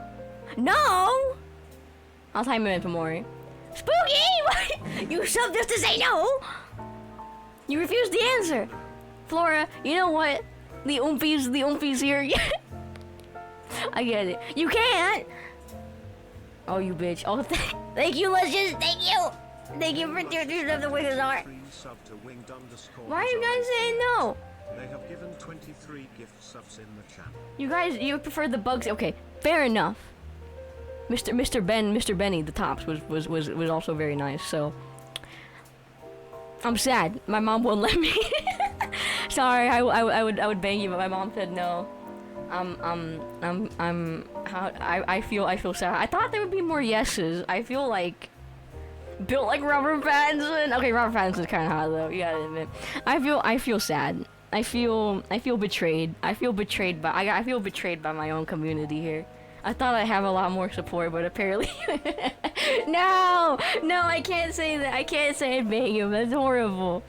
My body's gonna full on reject. My body's gonna full on reject. It's gonna kill itself. My body's gonna kill itself if I admit that I like an Italian. How horrible. I guess not. Sad. Oh, let's talk about being a mid-man. Hold on, I'm gonna turn on my light 'cause it's getting dark in here. If you guys hear a gunshot, the snipers got me, okay? Ugh.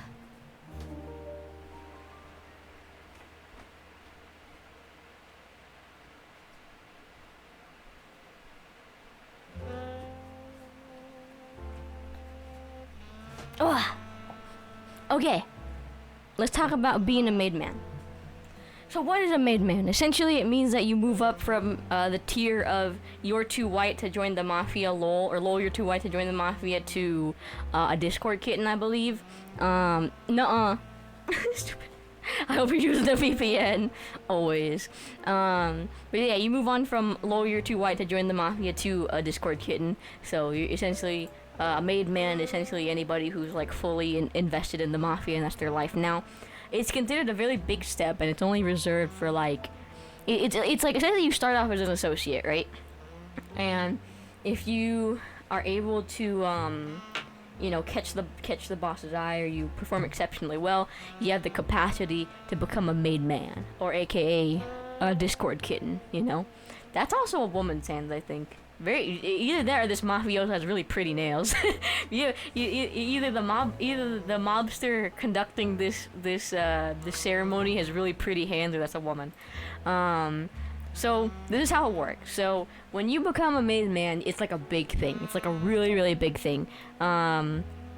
And so you go from...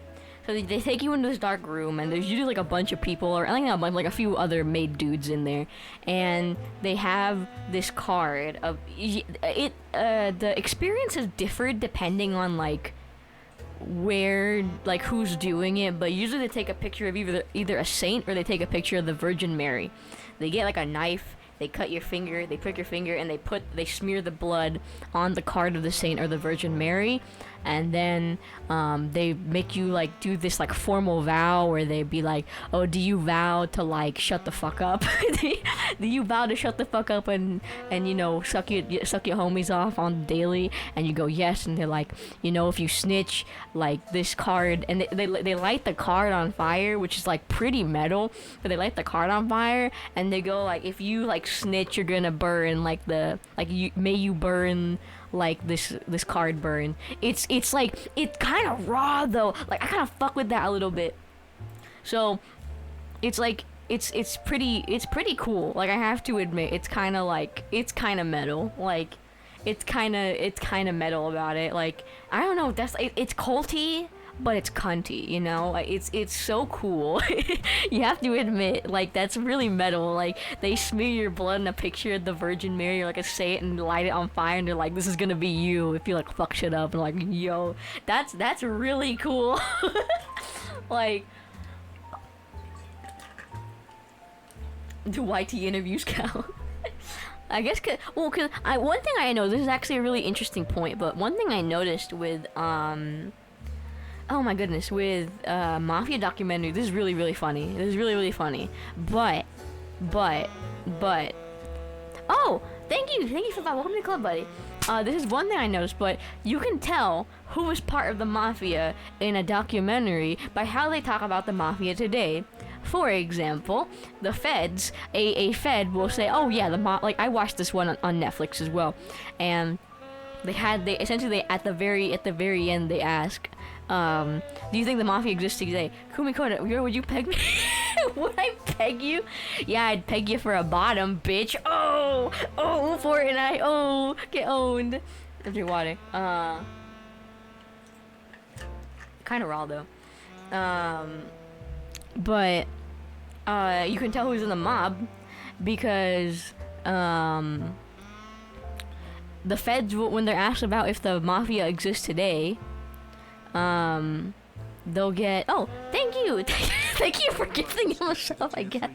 Thank you for gifting him a tier 3 sub. Let's just take care of yourself. Jesus, that's a lot. But essentially, when asked about, I keep forgetting my fucking line. Stop something. Since they ask, do you think the mafia exists today? And all the feds will go, yeah, I'm pretty sure the mafia exists today. And then the guys in the mob will go, no. Nuh-uh. The mafia is dead. Nuh-uh. Hi, Felius Goodman. How you doing?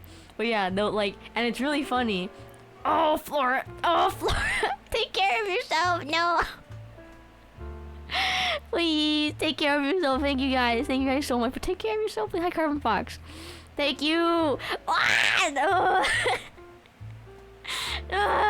Take care of yourself, you sons of bitches. Jesus Christ.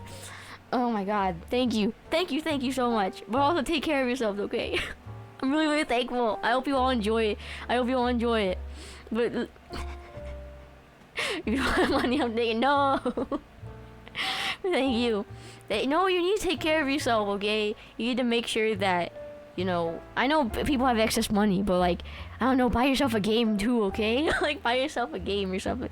Hi, Jared Tech, thank you for your first time chat as well. Oh, we totally don't exist. Are you guys all just a simulation? Am I making imaginary money? I didn't take my meds the other day. Maybe this is it. Maybe that's why. I'm just hallucinating. But yeah. Feds will say the mafia exists, and the mafia will go, nuh-uh. And I literally it was really interesting, because one of the feds said, nah, the mafia doesn't exist, and I'm like, wait a minute, what do you mean? Like, I was like, sus.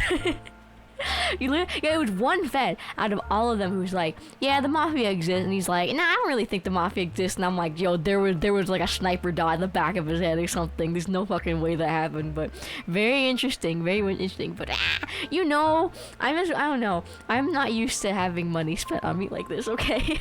I'm still not used to it. It's been 3 years, I'm still not used to it. So take care, okay? Take care. But yeah, I guess maybe the mafia has infiltrated the Fed. That'd be really interesting. Probably impossible, really interesting. Okay, Omerta is really interesting as well. So if you don't know, Omerta is also, yeah, you can tell I ran out of fucking images. I ran out of images for this. So you're gonna see like really shitty like actual prints I've seen on Google Images where it's like, yes, I'm Italian. No, I'm not in the mafia.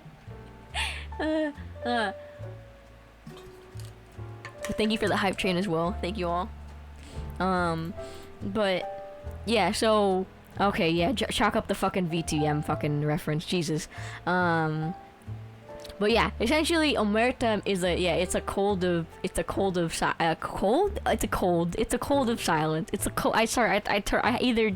I turned Russian there for a second. It's a code of silence. So essentially, you don't talk, you don't snitch. The cops ask you anything, the mafia does not fucking exist. But essentially, it's like the masquerade, but for Italians, okay? Mafia is non-acidic. Oh my God, those people on Twitter make me laugh so hard. Dude, the mafia would be like, yeah, thank you for making us an ascetic, TM. Like, they'd be really into it personally. Like, a lot of mobsters would be like, oh yes, please make us an aesthetic. That's so sexy of you. But yeah, essentially just going to show the mafia doesn't exist, and it's like a big thing. It comes from Sicilian culture as well. So, you know, it's always existed. Omerta has always existed, so it's not like anything new really. But I think it's also part of the mystique is like it being so cool and being like, ooh, Omerta, it has this fancy name and everything that sounds so sexy, you know. But no, it's just that. But they also hate rats because of that, or oge. They don't like oges because they don't like snitches. Snitches get stitches in this thing. Also, it's really funny if you look up Omerta and you go to the Wikipedia page and you scroll down, you will see that snitches get stitches and a bunch of other interesting sayings for the same thing. It's very interesting. I recommend looking at it. It's quite interesting. But yeah. Oh yes, the commission. Okay, let's talk about the commission. It's been long enough. So essentially, the commission is one Don from the Don of each of the 5 families, and they make big decisions regarding the mob. It's kind of... although this is a real fucking print. It says Pizza Mafia Italia, and it is so stupid looking. It's very, very funny. It's very, very, very funny. And there's like a bunch of these, by the way. This isn't the only one, but Pizza Mafia Italia is so fucking... It feels racist, but it's not. It's made by Italian people. Oh my goodness. But yeah, essentially it's just a bunch of old guys who just be like, okay, like, we're gonna decide to do this, we're gonna decide to do that. Also, a big thing is that you can't kill a... Yeah, the Immortals are a gang, I believe. But I don't think it's... I don't think they're mafia related. But essentially, one big thing is that you cannot kill a boss. You cannot kill a Don without the commission's consent. So you need to be like, hey, I want to go kill this. I want to go kill this guy, and then everyone goes, okay, and then you kill them, right? It's like a big thing. You need to get their permission before you do that. And usually, if you kill the boss, you become the boss, right? So it's like a big thingy. But the commission just in general, like, talks about and comes to the consensus of things that happen in the Italian underworld. They divide power. They make sure it's like, for the most part, everyone's happy with it. It's a really big thing. That also is a very ugly emote, but we'll ignore it. It kind of reminds me of Koopas though, so it's kind of cute. Reminds me of the little Koopa Troopas. Also, yeah, secret society. So again, I think there's something very like alluring and enchanting about that. Not to me, but okay, Mafia's yaoi. This is really, really big. Okay, it's really, really big. So, let's talk about some stuff. So for, you know, a culture, for like a society and culture that claims to be very homophobic, they do a lot of gay things. So I'm like, you know, I just need to point this out because the Mafia is very homophobic. They would like, you know, kill you. I believe they would kill you for being gay, which is like completely stupid as shit. So therefore, I'd like to call them out. I'd like to call them out on all the gay things they do. So as a little treat. Also, yeah, that is Italia. Unfortunately, I want you to make you cringe. So essentially, first of all, it's a bunch of dudes with big egos who get mad and throw attention if you don't respect them. And also, there's something very homoerotic about the idea of a man asserting dominance over another man. Personally, I think that secret sites don't get bad reviews on Glassdoor.com. But yeah, it's like they throw tangent if you don't respect them, and that to me it's not just a matter of fragile masculinity, but also like, yeah, it's like I don't know, there's just something so homoerotic about like a guy like a dude talking big, and then he meets like another guy who's talking bigger, and then they just have this like silent, they just kind of go down, they become submissive. Is that not a little homoerotic, you know? Or also like the dedication of the fraternity. There's just something like a little fruity, just a little like a nice wine. It's a little fruity to me. For a society that claims to be so homophobic, you guys sure do a lot of gay shit. It is okay. Mafia. Okay, Mafia is the definition of you create intricate rituals to touch the men of other skin, like to touch the skin of other men. That's the men of other skin as well. But it is literally like if that saying was like a society, it would be the Mafia. They just create these intricate rituals to be like, I'm gonna give you a handshake and grab your booty a little bit. Like, you know, it's like, this is why Gachimuchi had it down with the gay Mafia. The Gachimuchi had it down with that one movie about it, okay? But I'm just gonna say, you know, like, I'm gonna kiss you on the cheek and hug you. I'm like, I don't know, the European greeting, a little, a little into it, you know. Don't be homophobic and then just do the most gay shit imaginable. It's not possible. Oh yeah, they get dude, mafiosos, they get dominated so easily. Like, it's like sad, it's like pathetic even. I'm like, you fucking bottoms, you don't even put up a fucking fight. You just, the moment some bigger dog walks up to you and starts like hanging their shit, you're like, oh, I can't be mean. I'm such a breedable little Italian man. Ooh, you know? Oh, the mom's gonna kill me for this one, lads. But yeah, they get dominated so easily. Like, it doesn't take that much for a guy in the mafia to just get dominated like super easily. I missed your cheek and accidentally kissed your lips. Oh my god. And also, yeah, like, to whack somebody, like, why are you as a man whacking another man? You know? You're whacking him, sure, but you're whacking him, Mario. Okay, all right. Say what you mean. Be for fucking real. Come on. Just say you want to touch his dick a little bit. Come on. Be real about it. Be real about it, boys. Come on. It's fine. A little dick touching is fine, lads. It's fine. It's okay. It's for the boys, you know. Also, yeah, intricate rituals of the fraternity. Yeah, pretty much. That's why. Anyway, that's why Mafia is gay. And just watching, especially watch Donnie Brasco. There's some people say it's father and son. I don't know. I'm looking at it. It's a little gay. Just a little gay to me. We're talking about why the Mafia is gay. We're talking about why the Mafia is gay. Okay. I'm not taking. It's not yaoi goggles. Like, I'm just right. I'm just objectively right. Okay. You're all the wrong ones. Okay. Easy. I'm right. Objectively. We do a little docking. Yeah. Okay.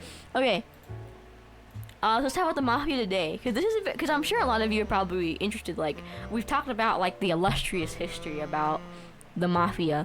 Well, and we talk about its downfall as well. But is it still like real? Is it still a thing today?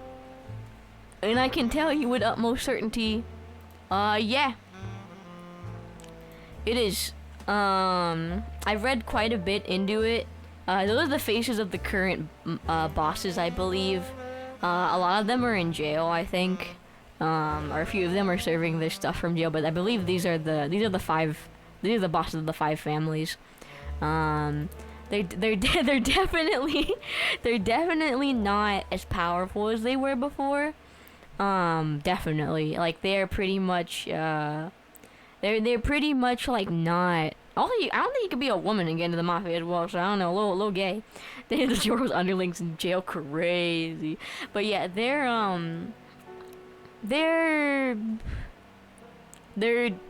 not that good. They're all going through it. I heard the Banano family is absolutely in fucking shambles. I heard that it is which boss is sexy? In my opinion, none of them. I don't think any of them are that sexy. They're all a little mid. They're all just like generic white male, in my opinion. Generic white male, like old guy Skyrim preset. Oh. Yeah, I don't mind, bro. Oh, thank you, Abusive Shampoo. Hello, how you doing? Thank you for 2 months, by the way. Thank you. A diversity capo. They need a diversity hire in the Mafia, lads. But yeah, one of the other guys' face is being covered, so there's the last guy. He's just kind of a dude. But yeah, they do exist. They're nowhere near as powerful as they were. And also, the mob bosses keep snitching. Which is really funny. There was actually an interview that I saw with a Mafia member who is currently like in the life right now. He's a young man. They had to hide his face a lot, obviously, because he didn't want to get whacked off. But according to him, nowadays with the FBI and the technology that we have, it is so difficult to get away with a lot. It's really difficult to get away with a lot of things if you're not like super ahead of the game technologically, and the Mafia is not ahead of the game technologically. In fact, a lot of the dudes still from like the 80s and stuff like that are still around, and they're still running things their way, and it's like really difficult. He didn't want to get your moment. Takeshi 69 Mafia bot. But yeah, apparently, according to that guy, he said it sucks ass. He's just kind of in it. Everything is like gone to shit. Especially I heard the Banana family's in absolute shambles. I don't remember why, but I remember they're in shambles. I think the boss is running things from jail. It's just not good. But essentially the bosses are snitching. Oh, Monster, welcome to the club, buddy. I hope you're not a Mafia member. Things are shit right now, and yeah, it's apparently like even the people above you will just rat, like, because none of them want to get thrown in jail because they get you for a long time, and so it's like kind of hard to get around. So a lot of people just kind of snitch whenever they can. They rap. And the guy was really pissed because he's like, I came into this life seeing I'm just roaming here. I hope I'm not Mafia too. Now we're just chilling. We're just talking about the Mafia. But yeah, it's interesting because like a lot of them say, like, I came into this life expecting honor and like a certain sort of lifestyle. I'm not getting it, which is really funny because again, like, there was that allure to it. There was that glamour that person saw, and they just got complete opposite. They got absolutely none of that. And I think, yeah, that's how it is. That's like the reality. Yeah, I know they're powerful in Italy. However, in New York, in America, they're just fucked. There's nothing like my yaoi dojins. What the fuck? Yeah. Very interesting. There are bosses who got immunity from the feds for feeding him info here and there. Very interesting. So there's a few bosses who are just straight up rats. It's crazy. They wanted the roleplay Godfather. Just go to Roblox, man. Omerta's still intact, and they will kill you if you they'll kill you if you snitch. But it's also really hard not to snitch with today's society. So it is interesting, though. It's interesting to hear about it in this day. I'm very surprised about it. So yeah. Yeah, everybody knows Fallen from Grace. However, a lot of old rivalries are a lot of old, like, what's the word, like, beefs are still happening. Like, for example, I think it was like in 2012 or something, though, but it was like a very famous, like, reformed Mafia member who quit the Mafia famously, and he got in witness protection. He snitched, and he was, for the documentary, he and the other guy were driving through a New York neighborhood, and they saw actually people who were like, they're older now, they have sons, and they're, fathers and grandfathers now, but they still hold that beef, and they still like glare at him. They're like about to beat him up or something, and the culture of, like, the macho culture of, like, you let the snitch, you saw the snitch, you didn't do anything about it, like, that sort of, like, mentality is still there. So it's interesting. Yep, the smartphone will snitch on you instead. Also, yeah, everyone's legit each other, so yeah. Also, it's a mess. Yep.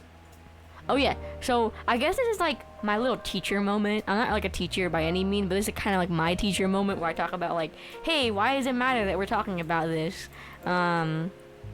I mean, first of all, it's cool. Like, if you don't think the Mafia is cool, at least a little bit cool, like, you can think it's bad, right? You can think it's bad, but also cool, Like, it has a very cool story. Like, the escapades of all the mob bosses is really, really interesting to learn about. I had a lot of fun. Like, I pretty much had a lot of fun, like, essentially revisiting an old hyperfixation of mine when I was a kid. It was really, really satisfying and really fun. Hi, Repult. Thank you for being a sub. And thank you, Laura, for gifting me that sub. And even though I still shit on them constantly, and I think they're stupid as shit, they still interest me. Like, yeah, it's bad, but it's also, like, bad, so I mean, you saw some of the moms who's like, goddamn. But yeah, I shit on them a lot, and they are kind of stupid, but they also still interest me. The culture of it, the mystique of it, the organization of it. It's very, very interesting. I really had a lot of fun. Like, I had so much. This is why I was so upset when I got my ear infection, and I was told, like, don't stream. I was so upset because I was so excited for this. I was like, I was so excited to talk about it, and I, like, put so much work into it, and so I was really, really sad. Hi, Atlas. Was the Superior Mafia episode of The Simpsons Season 3's Bart the Murderer or Homie the Clown? Both of them are X the Y. Oh, we're talking about the Mafia. Okay, bye, Monster. Thank you for the follow. Thank you for stopping by. We're talking about the Mafia, and I did a whole spiel about the Mafia. But yeah, they still interest me. Pizza Pasta Poopy. I don't know, man. Like, I think it's interesting to learn about, at least if you're an American, which some of you aren't. But it's interesting to learn about a really big part of American history, I suppose, and like how deep in the mob was into like society and stuff. So, yeah, I mean, when I was younger, when I was in high school, I actually had I had a friend, and his father. His father's father was in the mob, and he would talk about it a lot. And I met his dad. He was, because he was getting picked up, and I met his dad. His dad was really scary. his dad had like the mafia kind of like vibe, and I was kind of scared of him. So I'm like, okay, I'm gonna leave. But wait, is Holland Mafia got Yagu on top? You got the managers, you got the maid girls, you got a lot of secrecy. If you stage, you get terminated. I mean, yeah, maybe if Yagu based his shit off of Lucky Luciano's whole formula. But I was scared. I don't know, like, I knew his sister as well. His sister is really nice to me. I was friends with her, and she's like, why are you hanging out at my house? And I was like, nah, I'm kind of scared of your dad. He held himself like once, so maybe he was still involved, but he was just really scary. And he was really nice to me. He's like, hey kid, how you doing? And I was like, nice to meet you, sir. Like I was terrified of him. He just had this like aura of just like I should be scared of him, you know. But I mean, he seemed chill. He made really good food apparently, according to my friends. So that was cool. But I don't know. It's just a really interesting topic. Oh, we ain't done yet. But you ain't seen nothing yet, folks. Let me tell you about some important pieces of mob media. So this is like more like pop culture stuff. But if you're really into like, if you're like, hey, I want to watch more like Mafia stuff. If you haven't watched it, like I haven't watched a lot of stuff. Jenny, no. Sorry, my cat is. She's stepping on my keyboard again. Move to your bed. If you haven't seen some of these like I have, I just want to bring it up, but this slide exists for one particular piece of mob media that I'm going to talk about. So first, we have The Godfather, sort of. The Godfather is not that accurate. The Godfather is not that accurate to mob life. I mean, it's based off of some aspects of it, but it's more of a story. It's more of a story revolving around the concept of omerta and like not telling anything, yeah? And that's a big thing. Also, Michael Corleone has some fire fan fictions. I read one that is like 90 chapters and still ongoing, and it had like a spin-off series as well. Really, really good. If you want really good fan fiction with lots of sex, read Michael Corleone fan fictions. I will say that Michael. That fanfic outsexed me. I was like, literally, cause so the first of all, I'm just gonna go on a tangent. I'm gonna go on a fanfic tangent, but so the chapters like 4K, like words, right? That's a lot, right? But then like 3K of it is just porn. And I was like, and so it was like, it's a lot of content, and I was really happy for it. But then like every chapter, I'm like, again? I was like, honey, I'm tired. I don't want to fuck. I want to get into the mafia politics. Please. Like every chapter, my bitch was just getting her shit rocked, and I'm like, I don't want to have sex. I want to get into the politic of the Italian mafia. Come on. But no, so it's okay. So Sonny has his own fandom. I just feel like, listen, buddy, Michael's played by fucking young Al Pacino. Young Al Pacino was handsome, okay? Like, it's crazy. But yeah, it's like it's a really long slog, and there's like 90 chapters, and like 45 of those pretty much every other chapter you're just getting absolutely railed. But at some point I was like, damn, bro, I can't. I'm tired. I don't want to do this. I kept reading. I just kept skipping all the sex. I was like, no, we're not doing this tonight, honey. I want to kill people. I want to get involved in the politics. Okay, please understand. I was so tired. I was like, because it's just like, it's so much, but it's really, really, really good. Really, really good fanfic. Really, really amazing. They didn't even pray that day. It was really, really good though. I recommend it. Next is Goodfellas. Goodfellas is hailed by many to be one of the most accurate depictions of the life, TM as they call it. Also, Tommy Vercetti's voice actor, Ray Liotta, plays the main character, which, you know, I loved because, you know, I'm a big Tommy fan. I love Tommy. He's my favorite GTA protagonist, so I loved it. CJ's also funny as shit, but he's my favorite GTA protagonist, so I want to watch it just so I can be like, that's Tommy. The entire market, I'm like, that's Tommy. But yeah, it's good. I heard it's good. The one thing about a lot of mafia like media is that it's really yab. They have like a lot of yab language where I'm like, oh come on guys, stop being racist for 2 seconds, Jesus. But they'll just be there. Also Donnie Brasco, I don't know why I fucked that up, but that one's Mafia Yowie. It's Al Pacino and a fetus Johnny Depp.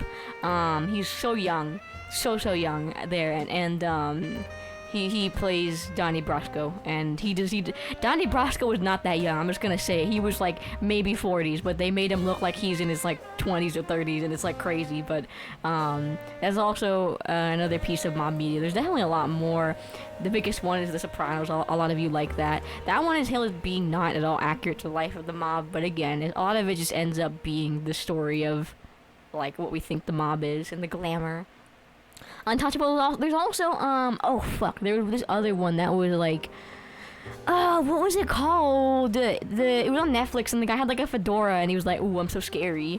Yeah, fair enough, I suppose. But every time I watch one, I'm like, come on guys, can you guys stop saying slurs for 2 seconds, Jesus? What was it? There was another one, and it takes place in the 30s. I just can't remember what it was. Fuck. Was it Mad Men? What was it called? I can't remember, but just look up like mob shows or something, man. It was a TV show. Oh, Big Ange. No, I said stop saying slurs. I'm tired, bro. I'm tired of watching a mafia film and just seeing a bunch of slurs. I'm so tired. Yeah, it was weird. But also, yes, Mob Wives is single-handedly, and to me, the most single piece of this is, to me, this is the entire reason I included this slide for Big Ange. If you don't know who Big Ange is, God bless her soul, and God rest her soul. Mob Wives is a reality show starring women who have been married to or dated people in the mob, or who have been in the mob, and Big Ange is our Lord and fucking Savior, and I'm gonna show you her glory. She is so funny. She's actually, I believe we have Ange Roll. I think it's that one. No, we have an emote in our Discord server called Ange Roll. And her name is Big Ange for many reasons, and she is wonderful. And wait until you guys hear her voice. Her voice is melodic. And I love her so much. She's so funny. She is like the life of the fucking show. And I'm very sad that she did pass. But she brought so much life to the show, and pretty much after she passed, like, nobody watched the show, cause like, why would you watch the show without Big Ange? Alright, hold on. I got it. We gotta watch Big Ange. We've watched this on stream before. Oh, rip her. They have moments. Yeah, here you go. I love her so much. She's so funny. Alright, here you go. Yeah, everything is clearly plastic surgery, but so this is her. We're gonna go to I love her. Okay, let's just watch it. Hold on, let me pause the music here. Big Ange was the life of the show. I've dated plenty of wise guys, and I'm looking forward to meeting another one.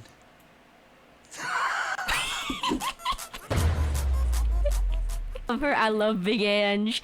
I love her. She did smoke like 20 packs a day. Like she's so amazing though, and she's such a funny funny woman, and rest her soul. God rest her soul. But yeah, rip Big Ange. She did unfortunately pass away of lung cancer. Yeah, rip. But she's one of the funniest people on the show. Happened too. The airbags never That's her came out. son. Nothing. My face hit the windshield. I could have went out the window. Well, you're lucky nothing happened to that handsome face of yours. I love her, and I think Pearl from RuPaul's Drag Race did a fucking impression of her, and she's like, "It's a medical mystery." Like, it's so funny. It's so funny. I love her. All that matters is AJ didn't get hurt in the accident. Thank God my son is okay. What's going on with your love life these days? Couple of girls I met. What am I gonna do? What's going on with your love life? Oh, you gotta see this one. He just came home from jail, 28 years he did. Well, that's good. That's For good. murder. That don't make him a bad guy. For murder. that don't make him a bad guy though. Like, it's so silly that like I like how she's like, he just got home from jail for 28 years, and the son's like, yeah, okay, whatever, and so she's like trying to get it, like, for murder. Ange was the original I Can Fix Him. I love her. I love her. Rest in peace, bitch. I'll pour one out for you, lady. But she's Mob Wise is single-handedly to me the most important piece of mob media, beyond The Sopranos, beyond Goodfellas, beyond the Godfather trilogy, which the last movie we pretend it doesn't exist. But we love Big Ange. Big Ange is epic. We love her. She's amazing. All right. For murder.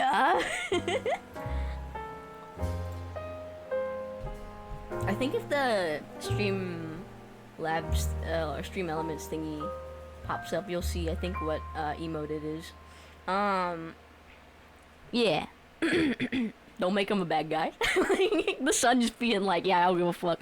But she was a great mom. She cared about her kid, and she cared about all the women, and she was like a mom. She was like a big mom, if you will, to a lot of the women on the show. She was also the reason like a lot of drama would like end, because she'd be like, I'm not having it. Like, she would just stop it or tell them how childish they're being. So she was really funny, and she was really a big part of the show. And honestly, when she died, or when she left the show because she was dealing with cancer, the show kind of just wasn't fun. Oh, do we not have it here? We don't have Big Ange here? Oh, we do. It's Androl. Yeah, she was also friends with John Gotti's wife, and she actually, I think, during one of the thingies, oh, sorry, I need to turn myself down. During there's like a time where like a bunch of the wives were getting into a lot of like really stupid drama, and she's like, I fucking had enough, like, but they weren't listening to her. So what happened was that she literally phoned up John Gotti's wife.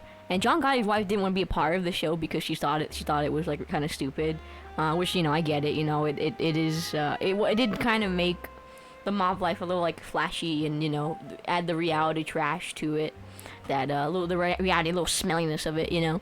But she was friends with John Gotti's wife, of all people. John Gotti, one of the most famous mobsters of modern times, and she got her to tell him to knock it off, and they're like, okay, yes. they had the Mafia moment of going, okay, yeah, okay, you're right, like submitting immediately.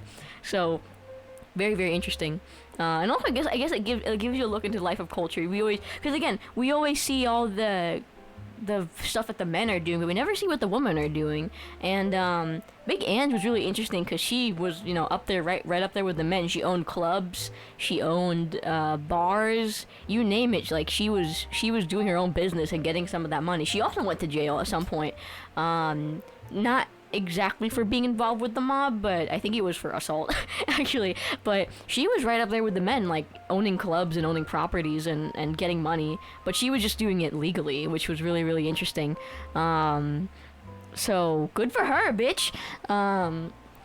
The more mob wives when, I don't know, I think a lot of the, how you say it, like, I don't know, a lot of the people who were, like, we don't have a lot of, like, younger people who are into that anymore, I guess, because, like, you look at, this was on VH1, you look at, like, all the dating shows, all the reality shows now, it's very specific, and it's not really exactly, it's all young, I guess would be the word. It all involves a lot of young people, but, yeah. Rip again, she will be missed. Any questions for me? Any questions? Where modern culture, W not being interested in modern life. They give pretty ass femboy K-pop idols and shit. The people, I love reality TV, mostly 'cause I like the trash of it. I do like trash TV. I think it's just something really entertaining. I love Flavor of Love, I love Rock of Love, I love Real Shot at Love, I love those. Yeah, RuPaul is still a thing. They just finished like the last season, or latest season. Am I Mafia? Even if I was, I wouldn't tell you, dumbass. Duh. Muerta, idiots. Is the Mafia real? Nuh-uh.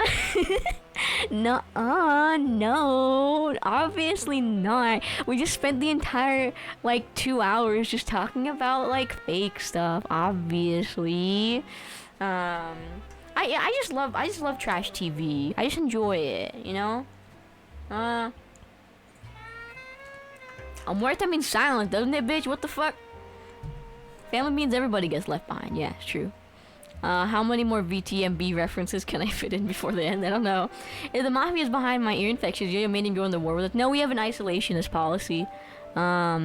Which fictional Mafia boss would you bang? And why is it Michael Corleone? Bro, have you seen the fanfics, girl? Have you read the fanfics?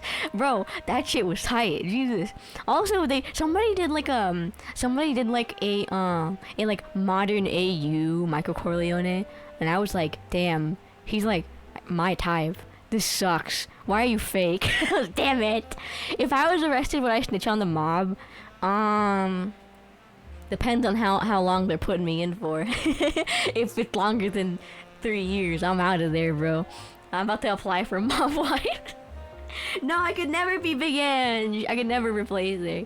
If the Mafia, the Cartel, and the Yakuza went to war, who would win? Oh, the Cartel.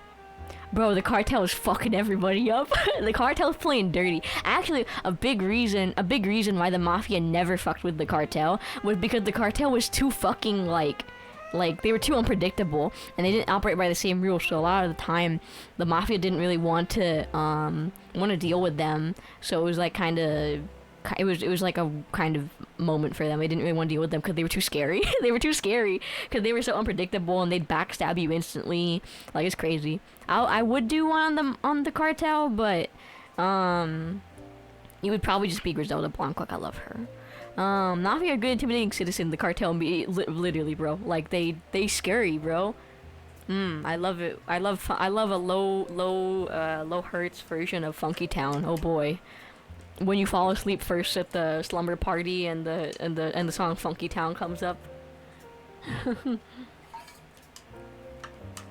I mean, cause Griselda Blanco is she's like one of the founding mamas of the well,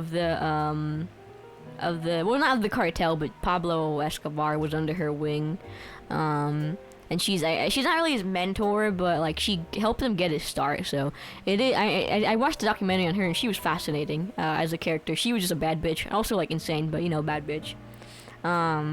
Yeah, well, I mean, a lot of crime stories are fascinating because you just see these people who, like, they start off with absolutely nothing, and next thing you know, they're like these, you know, multi-billionaires pretty much. And I think, again, there is something pretty there's something pretty interesting and pretty alluring about Yeah, they always end with absolutely nothing, but there's something pretty interesting and alluring about, you know, these organized crime syndicates and like how they work and the culture behind them, right? And again, I think the mob is the charisma build of all of them, honestly. They have a low intimidation stat though, but they got the charisma build. But I don't know. It's really interesting, and like, you know, I'm no different. No like, you know, I used to study also like the West Coast gangs and stuff like that. Not just on a large organized scale, but like also on just like a regular gang basis and stuff like that, how they operate. It's very fascinating to me. And I don't know why. Maybe it's the autism, I don't know, but I just really get into it. I really want to learn about it, and I want to share it out with all you guys, because I'm sure you guys find it interesting as well. But that is Yodo U. We call it the economics. Oh god, maybe if I really got into it. But yeah, it's I don't know. What do you guys think? Is it, because I called it Yodo U because essentially like I wanted to do something where I just tell you about cool stuff that I learned about, but I don't know how far and in between these would be. Oh wait, this is really big. I don't think it is. No. Marshmallow. No! Professor Yodo teaches. I called it Yodo U because I was just memeing on like PragerU because I fucking hate them. I hate PragerU. PragerU can suck a caterpillar dick. They're so idiot. Yeah, cause I have a bunch. I have a lot of I want to do like a horror game Zatsu again, but I'd have to look into horror games. Like there are so many horror games I want to get into, but I'm too pussy. There's a few I just can't. Teach a Scalescon, that could work. I didn't have to stop using Scalescon though, because people were just confused. I changed Scalescon singles to Dictator Ditties because easy. Thank you. I don't know why the command isn't working. But please send in. This week we're having a tabletop RPG marshmallow stream. Oh, bye Reach. But we're having a tabletop RPG marshmallow stream, so please send in questions. Essentially, if you don't know what a marshmallow is, it's like a question Q&A sort of thing. So you ask me, hey Yodo, what, like, I don't know, for example, like, what's it like DMing, or do you have any advice or something like that. Anything. If you ever wanted to be into or get into tabletop RPGs, or maybe you're into tabletop RPGs but you're like, hey, I just want to know your opinion on this, please send it to me, please. Very fun, very cool, very epic. Yeah. So please, send it. Yeah, tabletop, TPRPG, so like Dungeons and Dragons, any of that. Yeah, you gotta be careful, because they censor hate. If you send like hate or anything, they censor automatically. Also, if you're new here, why not join the Gulag? We're always here, and we're always cool, and we do have secret police as well, but that's okay. Yeah. So please send in marshmallows or questions and answers so I can do that. Also, did you know I'm on Vyoshi? I have a Vyoshi card. Hold on, I need to get the link to that too. If you don't know, Vyoshi is a little merch thingy. I do have merch on there with my agency Shiryu Pro.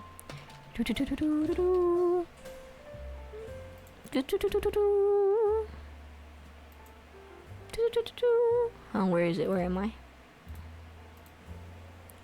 You can check. I have a little standee if you guys want a little standee of me. Yeah, like Vampire the Masquerade is TTRPG. Yeah, I know, people. I look cute, don't I? But that's just me. And I have like Oshi cards, so they're $5, and you can put them in your wallet, and you could use it like you're Patrick Bateman or something. Yeah. Well, essentially, they're kind of like a way to just keep me on the go with you, you know?